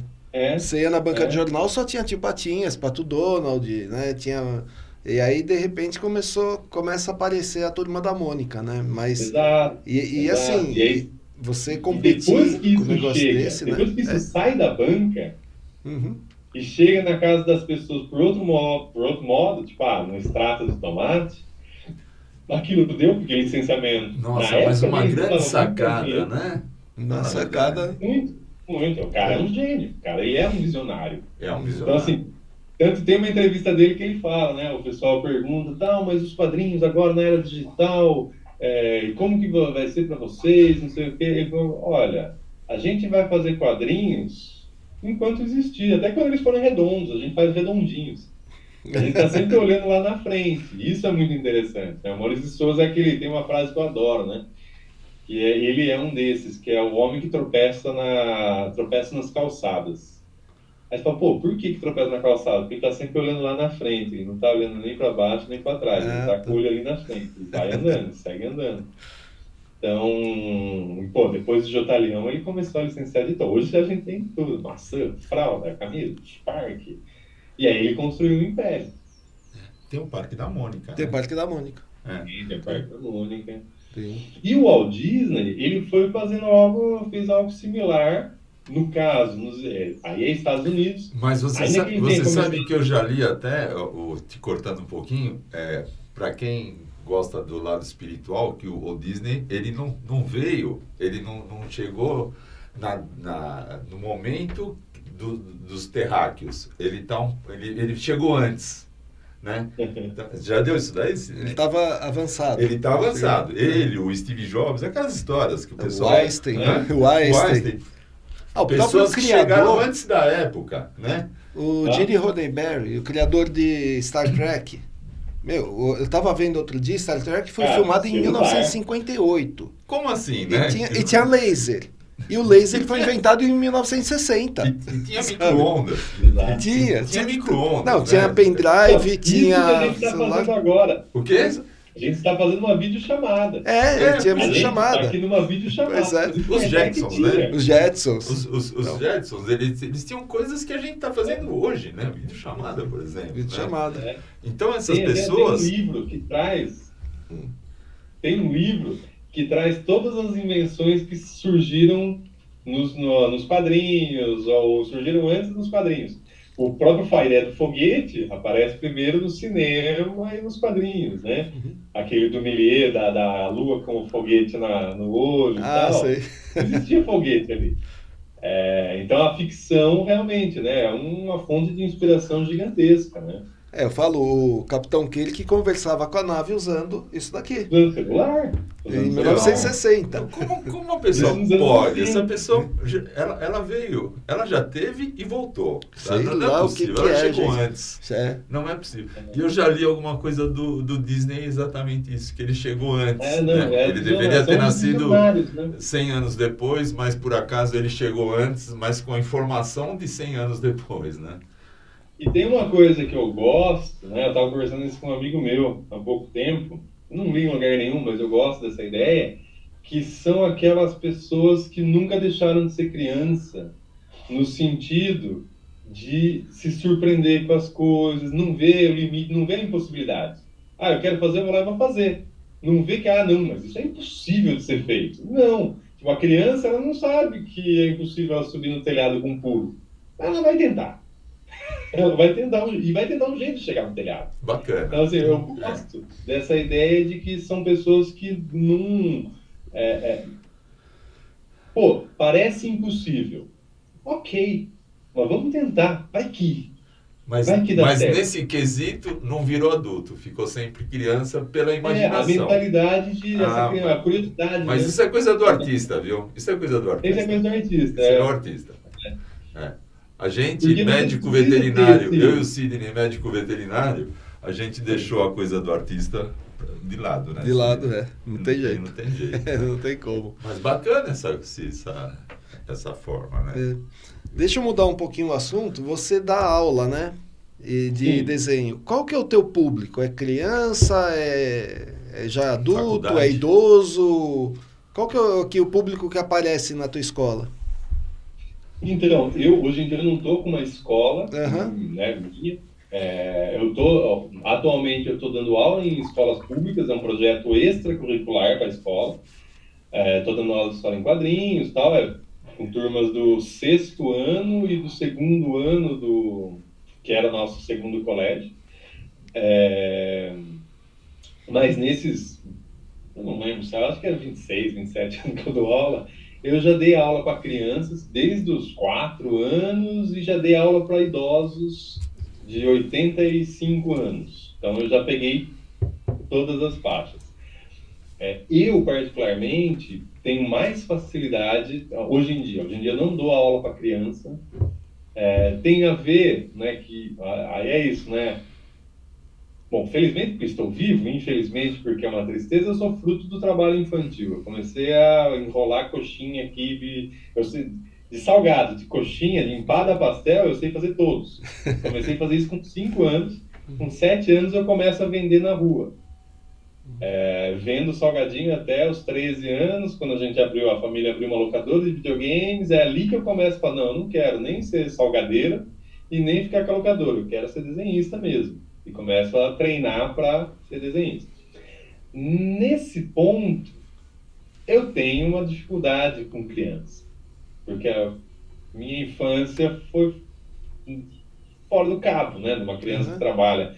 Não é que você amadurece, você tem uma sensação de amadurecimento antes do tempo, e aí, então, assim, eu entendi, dando aula para crianças, que eu tenho dificuldades com crianças dos 7 aos 13. Então, com adolescentes, para mim é fácil lidar. Então, eu dou aula preferencialmente a partir dos 12 anos até... Mas o adolescente, ele não fica revoltado se ele não consegue fazer uma coisa? Porque a característica do adolescente é a revolta, né? A gente já foi adolescente, a gente sabe. Então, e aí, como é que você lida com isso? Mas a revolta é que nem reclamar, né? Uhum. Eu brinco com o pessoal assim, eu gosto que reclame, mas que a reclamação seja um estopim para mudança. E não aquela coisa de sempre reclamar da mesma coisa. Blá, blá. Meu, se a reclamação é da mesma coisa, não pode. Eu acho que a reclamação é importante como um ponto de partida para mudança. Então, assim, no adolescente que fica revoltado, que tenta fazer... Porque ele me vê desenhando na lousa, eu faço isso profissionalmente há 30 anos, então parece muito fácil. Uhum. E rápido. E aí, quando ele vai tentar fazer, não sai. E ele fala, mas você faz rapidinho. Eu falo, não é que eu faço rapidinho. Pô, você fez em 1 minuto. Eu falei, não. Eu fiz em 30 anos mais 1 minuto. É verdade. O que você viu foi 1 minuto desses 30 anos. Uhum. Então, assim... Tenho aqueles alunos que ficam revoltados, que não conseguem fazer e desistem. Não, isso não é para mim. E tem aqueles que ficam revoltados, que não conseguem fazer, mas ele quer fazer. Que eu falo que é quem tem o sangue nos olhos. Que é aquele que vai ser artista mesmo. Porque, não, eu não consigo agora. Mas você vai ver. Daqui a pouco eu vou conseguir. Então, assim, para mim é tranquilo lidar com adolescentes, com as revoltas deles. Já com criancinha, para mim, é entendido. Dei aula 2 anos. E aí eu achei que eu estava matando artistas. Porque o professor, ele tem esse poder. O professor tem esse poder de permitir gênios aflorarem ou podar um gênio. Sim, o aluno desiste por causa do professor. Né? Exatamente. Aí... Então, assim, aí eu entendi que eu, como professor de criança, principalmente porque a minha infância foi diferente, foi uma infância de criança que trabalhou na infância, então eu não tenho paciência, eu não tinha paciência para criança quando eu era criança.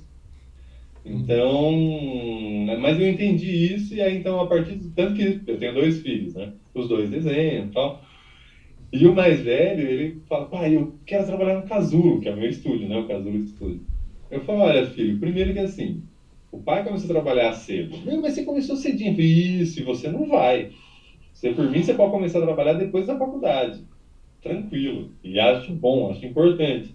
Não, pai, mas eu quero trabalhar com desenho. Ele adora desenhar. Me dá aula. Eu falo, filho, você tá com quantos anos? Tô com 8. Espera mais 4. Se quando você tiver com 12 anos, você ainda quiser, aí o pai te dá aula. Até lá, você aprende, né? Porque eu desenho com eles, desenha para mim, então ele aprende de olhar, que para mim é mais importante. Mas eu não dou aula efetiva. Aí então, a partir dos 12, e aí tem isso assim, o que é muito legal nesse quesito, quando você pega um aluno de 45 anos, ou ainda melhor, um aluno de 75 anos, e na primeira aula o desenho dele é igual o desenho dele quando ele tinha 7, 8, 9, 10 anos. E ele me fala isso e eu vejo isso no desenho. Eu falo, nossa, mas isso é o desenho que eu fazia. Foi isso. Foi quando você parou de desenhar, não foi? Você parou de desenhar aos 7, aos 8, aos 10 anos. Por isso que o teu desenho é aquele. A nossa diferença é que eu nunca parei. Eu nunca parei de desenhar. Então o desenho foi evoluindo. E a vantagem de quando você vai mais velho aprender algo é que aí sim, aí a maturidade tem um peso gigantesco. Porque eu dei aula, teve um aluno meu, o Antônio, ele começou a fazer aula de desenho aos 73 anos, quando ele se aposentou, ele foi fotógrafo a vida inteira. O olhar desse cara é um absurdo. Ele tem uma baita O nível de facilidade, né? observação. E teve uma outra aluna, a Tomi, ela começou a fazer aula aos 49 para 50 anos, quando ela se aposentou. Na época, a gente se aposentava mais cedo do banco. Ela trabalhou acho que 25 anos no Banco do Brasil e se aposentou, e aí ela foi fazer aula de desenho. E ela não tinha desenhado pelo resto, ela desenhava na infância. Então, as primeiras aulas, o desenho dela era um desenho de criança. Mas o fato de ser uma mulher que já trabalhou a vida inteira, que já se aposentou, que já viveu um monte de coisas, dá uma abertura para a cabeça e para os olhos. Ela já viu um monte de coisa. Então, o aprendizado é muito mais rápido. Muito mais rápido. Então, eu acho que não tem limite. Acho que assim, não tem não está muito tarde. Não, cara, vai estar tarde quando você morrer. Aí foi muito tarde, aí não deu. Enquanto você está vivo, cara, é possível. E você É que nem... Pô, eu toco violão, eu adoro violão. A música foi fundamental para o meu estudo do desenho. Treinar violão, tocar violão, foi excelente para tirar uns vícios que todo desenhista tem, porque são áreas distintas, apesar das duas ser artes.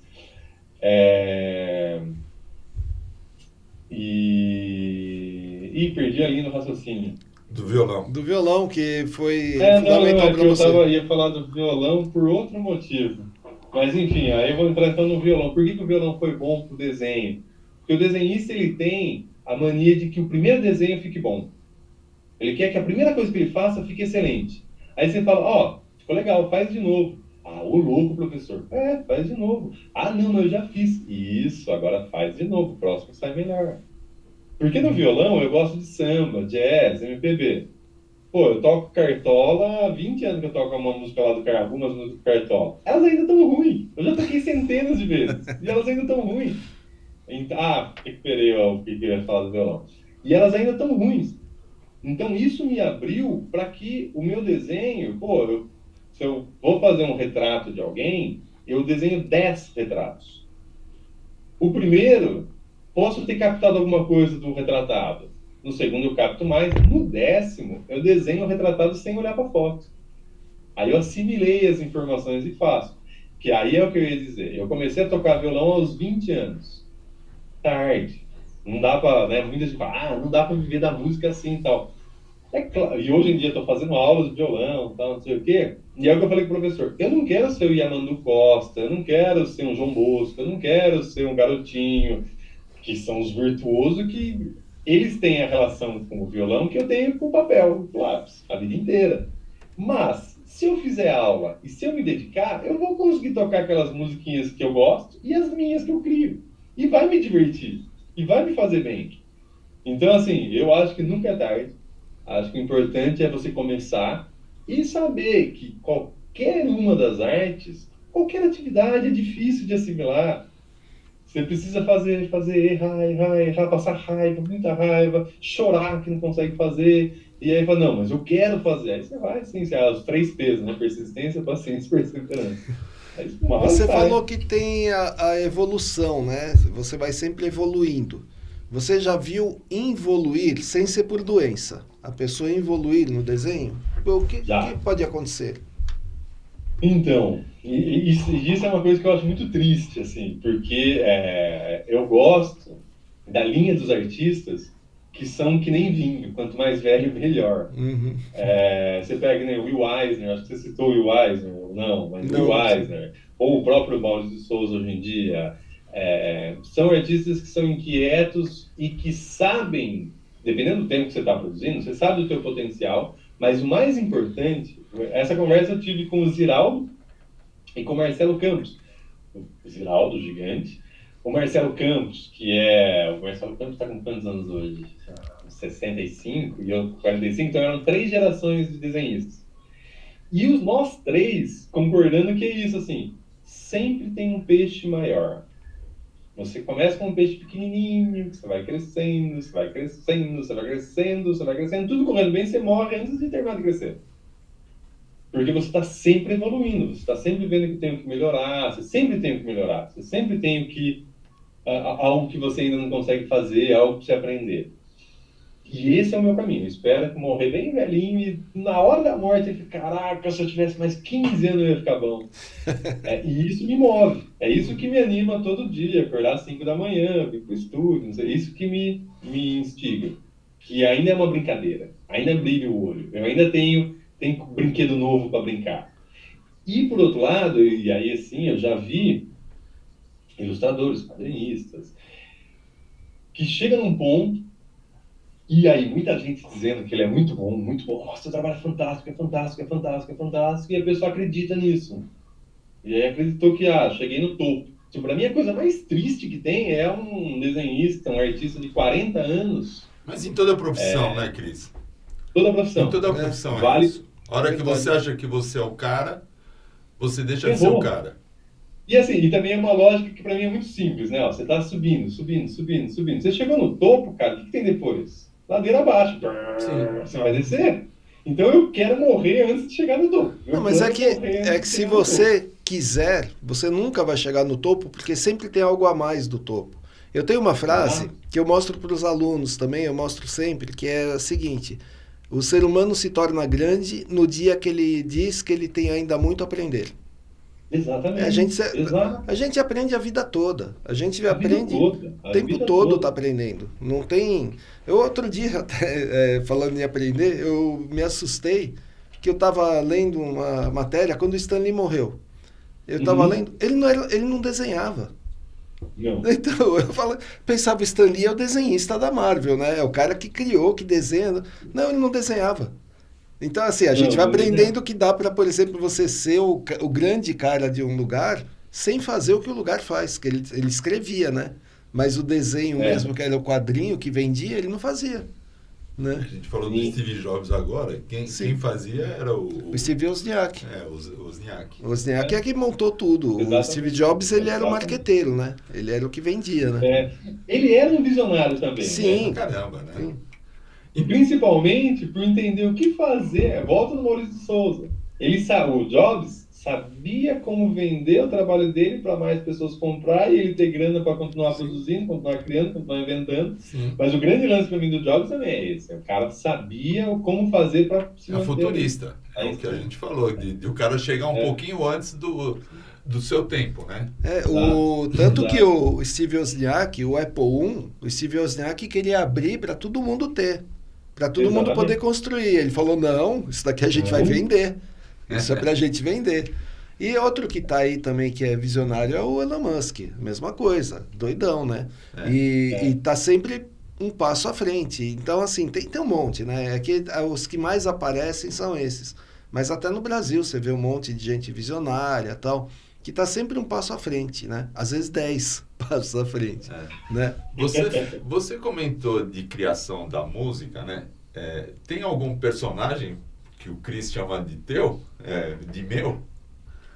Personagem que o teu, que você criou, que você tem. Acho que todo desenhista tem, né? Tem. É assim, ao longo, né, dessa trajetória toda, eu criei muitos personagens, vários. Para a editora Abril, lá para Recreio, para a revista Recreio, eu criei dezenas, se não centenas de personagens. Mas na editora Abril tem um personagem que eu criei que é junto com o Khaled, esse parceiro do Província Negra, e com o Fernando Ramos, que era o editor da revista, que é o Lord Borg. Entendeu? Esse até vale pegar aqui para mostrar. Legal. É este rapazinho amarelo aqui, ó. Tá. Esse alienígena amarelo. Tá. A gente criou ele para uma das coleções da Recreio, que é a Galácticos, e ele era o vilão da história. Então, porque assim, né, na Recreio toda semana vinha um brinquedinho, e o que a gente fazia, eram histórias em quadrinhos dando personalidade para aquele brinquedo. Porque senão ele é só um boneco, só um personagem. Como que as crianças sabiam como aquele personagem era? Pela história em quadrinhos que apresentava o personagem numa situação. E o Lord Bork não teve brinquedos na primeira coleção dele, porque ele era o vilão. Os vilões, que é uma coisa que eu brigava com a Abril bastante, eu falei, meu, vocês têm que fazer o brinquedo do vilão também. A criança gosta do vilão, e o Bork é um vilão trapalhão, pastelão, de comédia de erros e tal, né? E aí ele fez mais sucesso do que todos os personagens. Tanto que acabou a coleção, os leitores continuaram pedindo. Não, a gente quer o Lord Bork, Lord Bork. Daí teve uma história só do Lord Bork. Teve uma enquete na época entre os maiores vilões para os leitores. E o Lord Bork ganhou do Voldemort, do Harry Potter. Eu lembro que eu falei, como assim, cara? A molecada pira no Harry Potter. Mas naquela época, a criançada que acompanhava gostava muito mais desse Lord Borg. Então ele é meu menininha dos olhos. É um dos meus personagens que eu mais gosto, assim, adoro ele.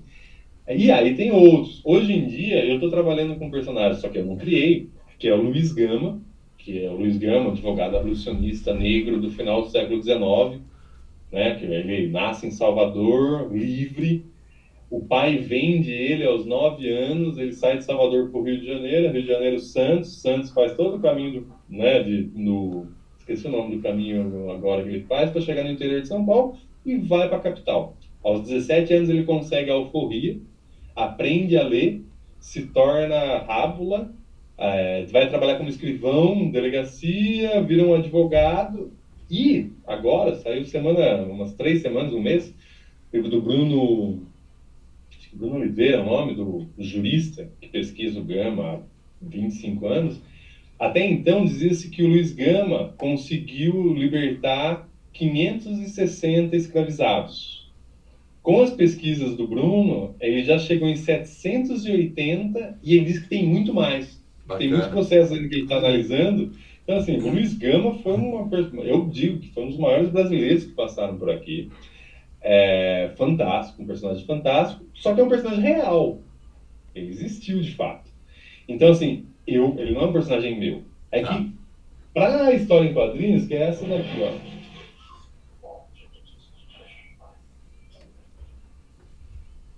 Tá. Esse é o Luiz Gama. Tá. Para essa história em quadrinhos, Província Negra, eu e o Khaled, de novo, parceria com o Khaled, a gente criou o nosso Luiz Gama.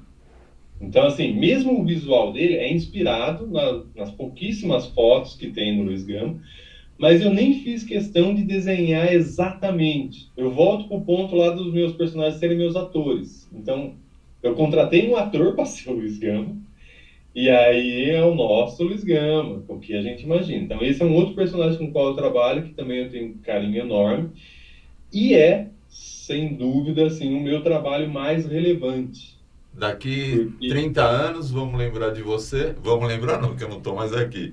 Mas você será lembrado, por exemplo, por conta, provavelmente, deste personagem. Do Luiz Gama.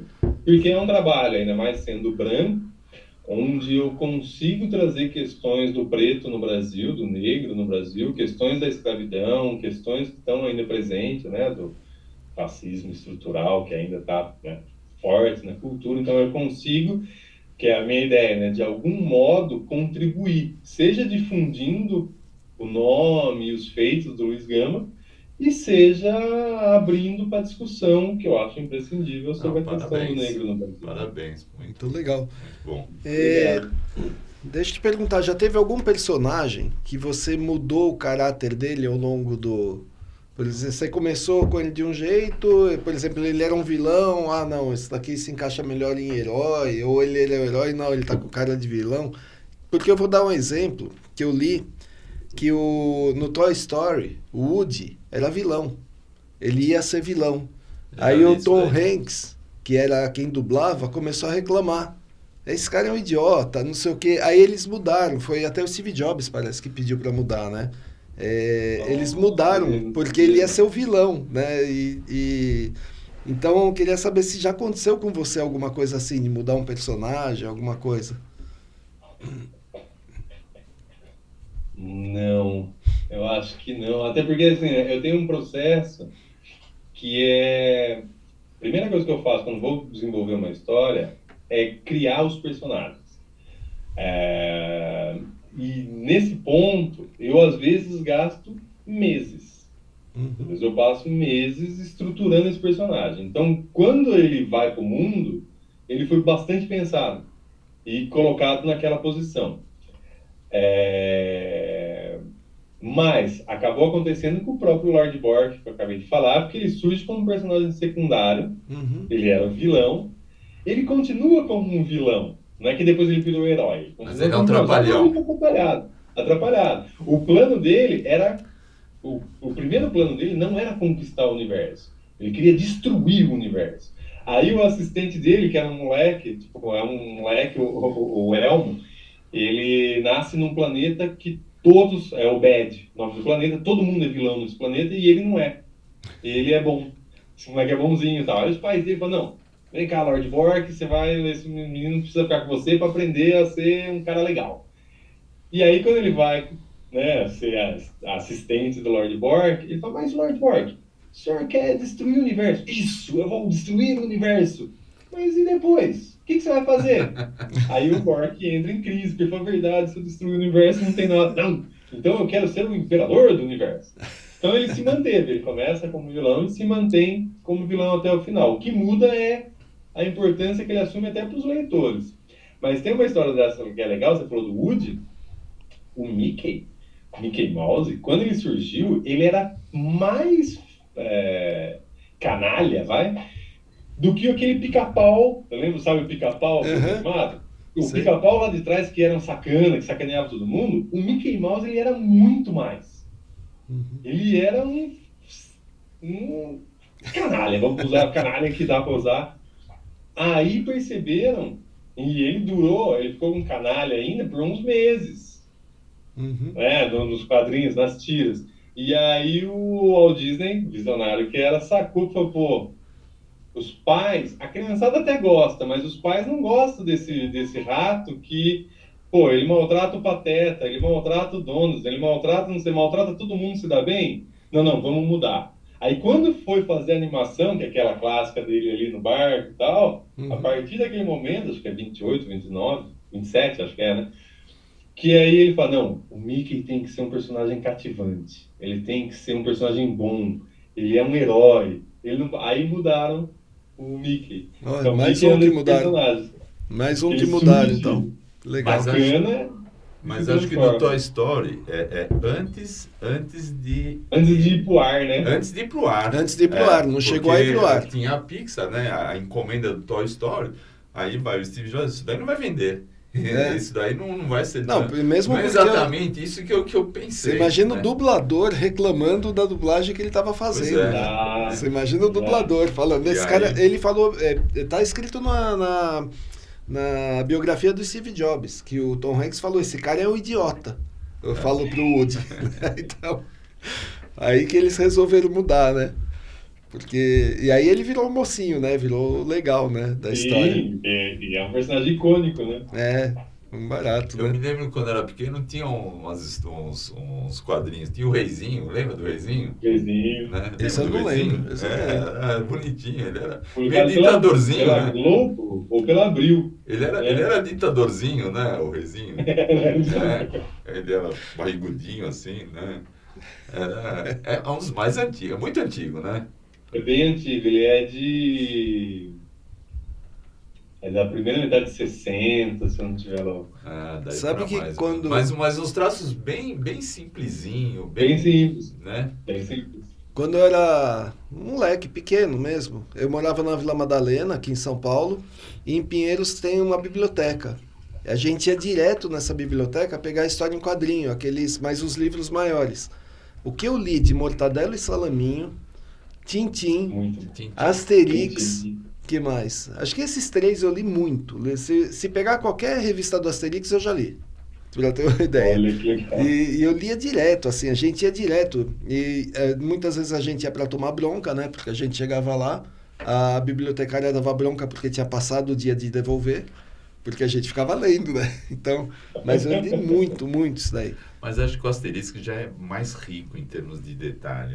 Tem bastante detalhe. O Popeye é antigo, o Fantasma é antigo, né? O Fantasma da década de 40, 50, né? Mais ou menos. Não, tem mais. O Fantasma, ele tá aí indo pros 80 anos, né? Do Lee bem Falk, mais antigo. né? O Fantasma, ele é de 38.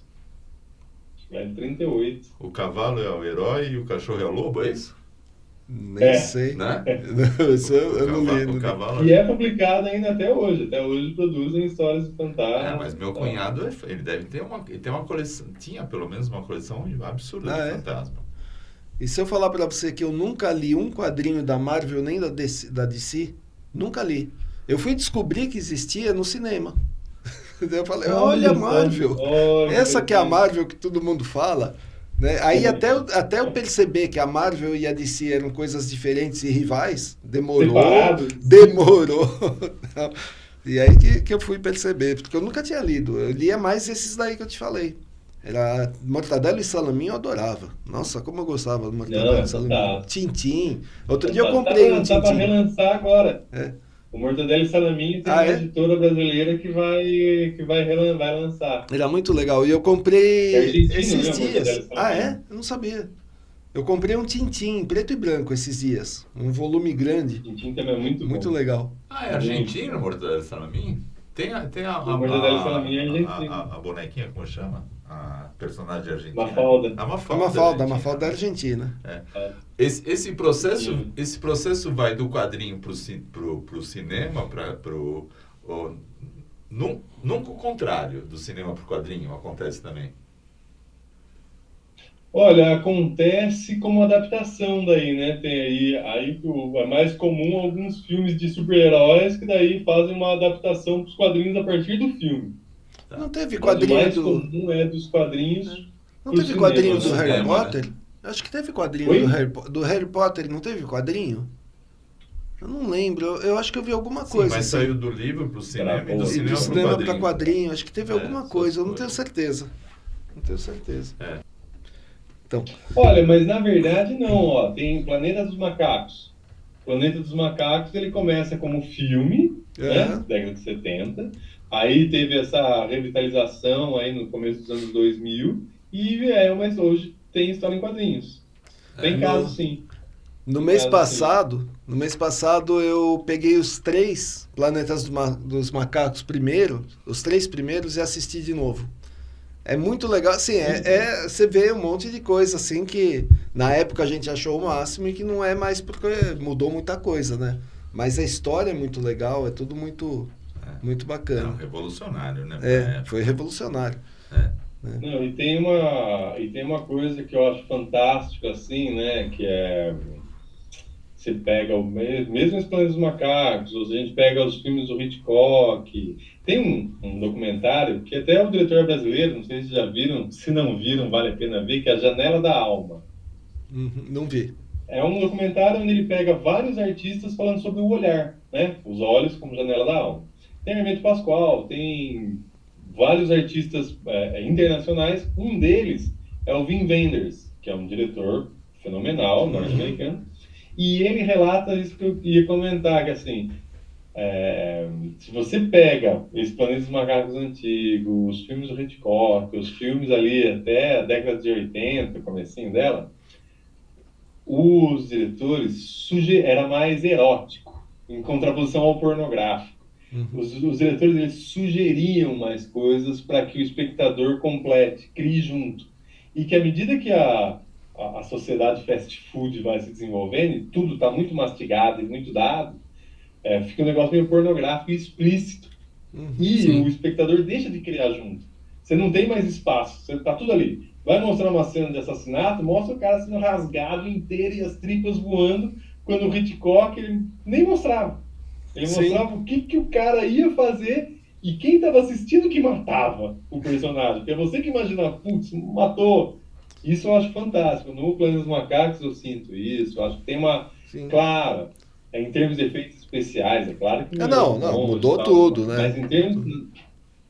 É outro mundo. Mas em termos de narrativa e sugestão e contar com a participação do espectador é muito mais interessante. Tanto que é um pouco meu norte como quadrinista, eu tento ir mais para esse lado. De mais sugerir coisas e deixar o leitor criar. O ideal é isso, porque assim, aí a gente usa o cérebro. Enquanto você está vendo um filme ou lendo um quadrinho, você usa o cérebro. Você não vira um consumidor puro, né? que é o que está acontecendo agora. Com Exatamente. TikTok, com essas mas- coisas, você vira um mas consumidor se você puro. pensar, por exemplo, uma mulher na praia com um biquíni, com um fio dental, ela não chama tanto atenção do que uma outra mulher com um vestido longo, com um corte, Um corte na perna, corte lateral, aparecendo, né? É o que você falou da imaginação. De repente, a imaginação fica muito mais erotizado o vestido do que o biquíni na, Sim, na é praia. bem É isso isso que você mesmo. está dizendo, mais ou menos, né? Porque você tem É que... deixar o espaço por mesmo. Para exemplo, imaginação, né?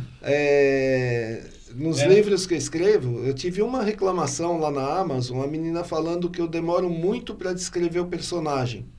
Aí eu falo, não, mas a ideia é que você tenha o personagem na cabeça, o teu personagem. E não que eu fique falando, ele tem olho azul, logo de cara, ele tem olho azul, ele usa barba, ele Isso. tem não sei o quê, para depois fazer a história. Né? Eu não faço assim, eu faço a história. E você que cria o seu personagem. Lógico que eu vou dando uns toques de como ele é, mas... Aí de repente Sim. você fala, pô, eu tava imaginando com olho claro, ele não tem olho claro, tal. Mas eu acho que você tem que ir criando. Por exemplo, por que eu faço isso? Porque eu tinha trauma de ler livro, por exemplo, do Jorge Amado. Eu não gostava, porque ele fica descrevendo...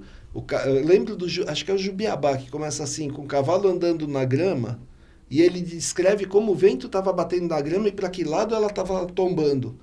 Falei, pelo amor de Deus, eu só quero saber que o cara está em cima do cavalo. Né? Então eu tenho um certo trauma disso, né? De muito detalhe, né? Eu quero pensar, Sim. né? Dentro E tem dessa essa coisa que eu acho que é interessante. Que é convidar o leitor a co-criar. É aí que o vínculo se torna mais forte, né? Eu falei Jorge Amado Jubiabá. O leitor a ser um coautor, né? Dentro dessa tua... do teu trabalho, tem também os especialistas, alguns que vão para o lado da comédia, alguns que vão para o lado do erotismo, outros que vão para o lado da política, por exemplo, né? Ou você faz tudo ou tem uma certa especialização no segmento? Então, sim, rola essa diferença, essa segmentação, essa diferenciação, que tem a ver com as afinidades do artista, né? Por exemplo, Ficção. eu já desenhei histórias de humor, mas com roteiro de outros. Os meus roteiros não são de humor. Tá. Por mais que eu adoro fazer piada, adoro inventar piada, nas minhas histórias em quadrinhos, nas que eu escrevo, não é a linha que eu sigo, porque eu não me acho eficiente nela.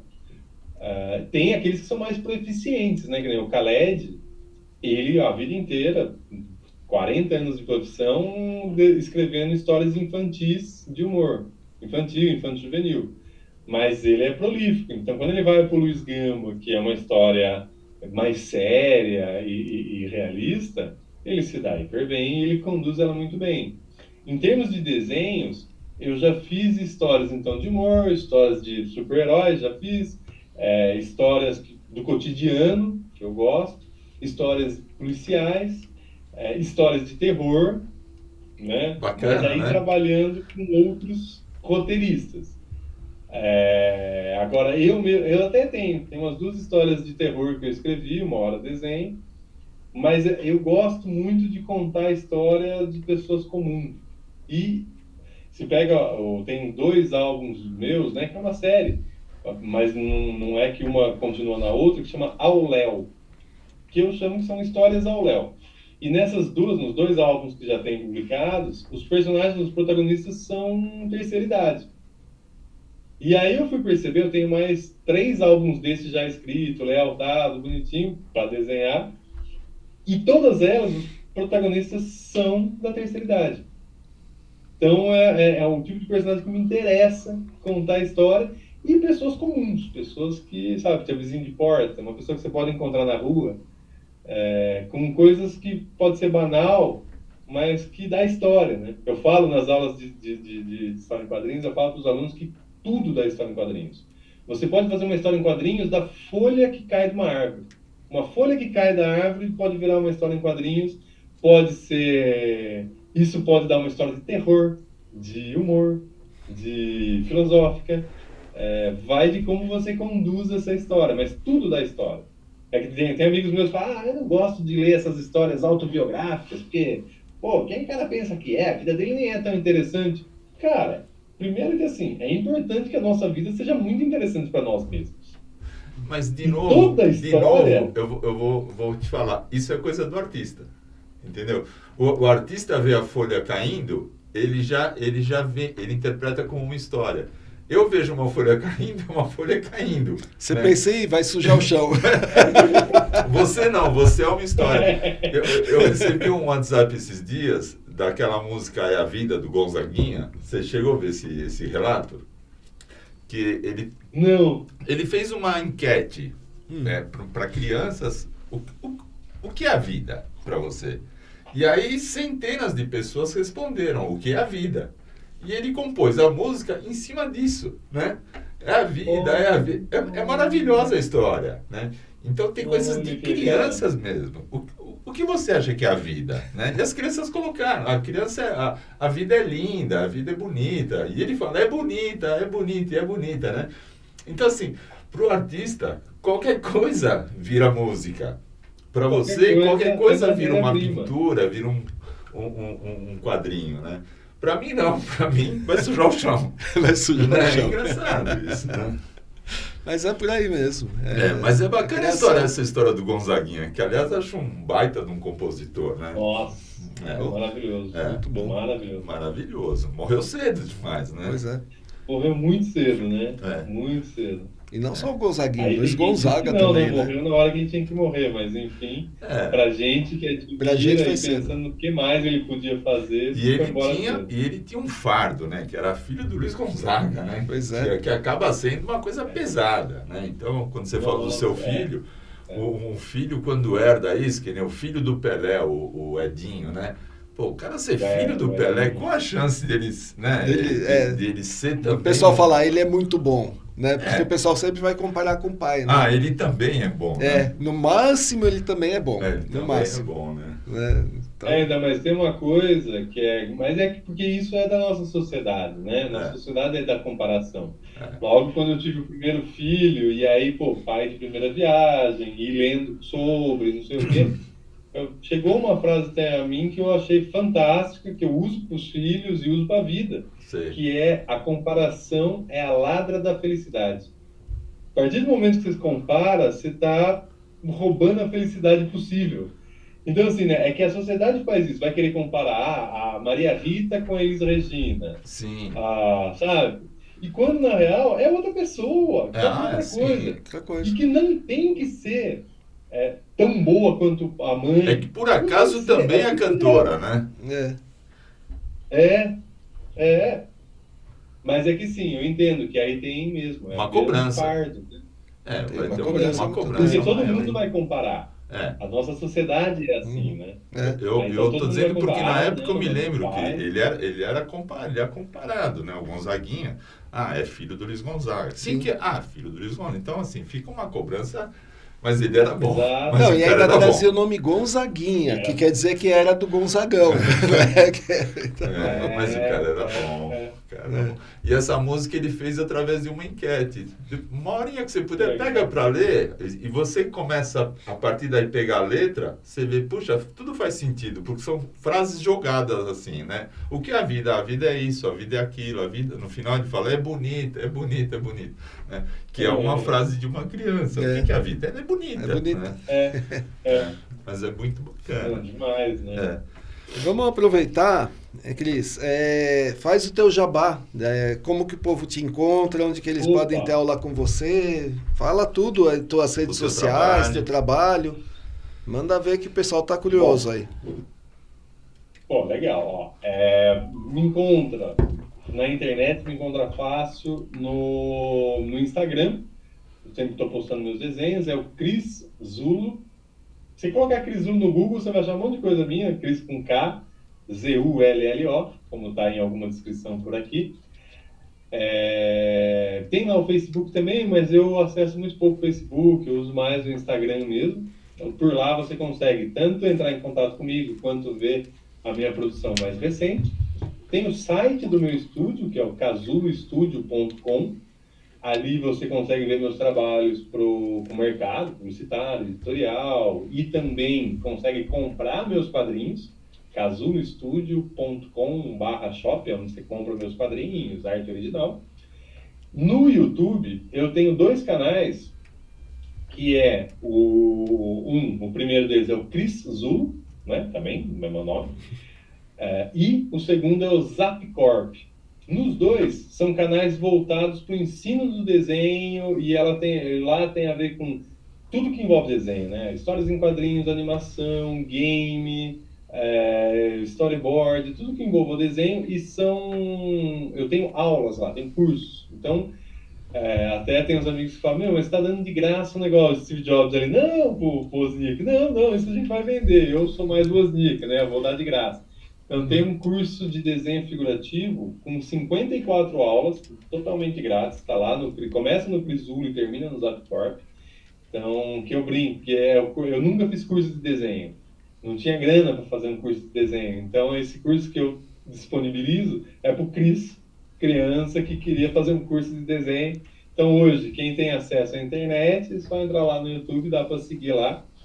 E tem também tanto no Crisulo quanto no Zapcorp, além das minhas aulas de desenho, tem um curso que é o curso livre de desenho, e tem o curso livre de histórias em quadrinhos.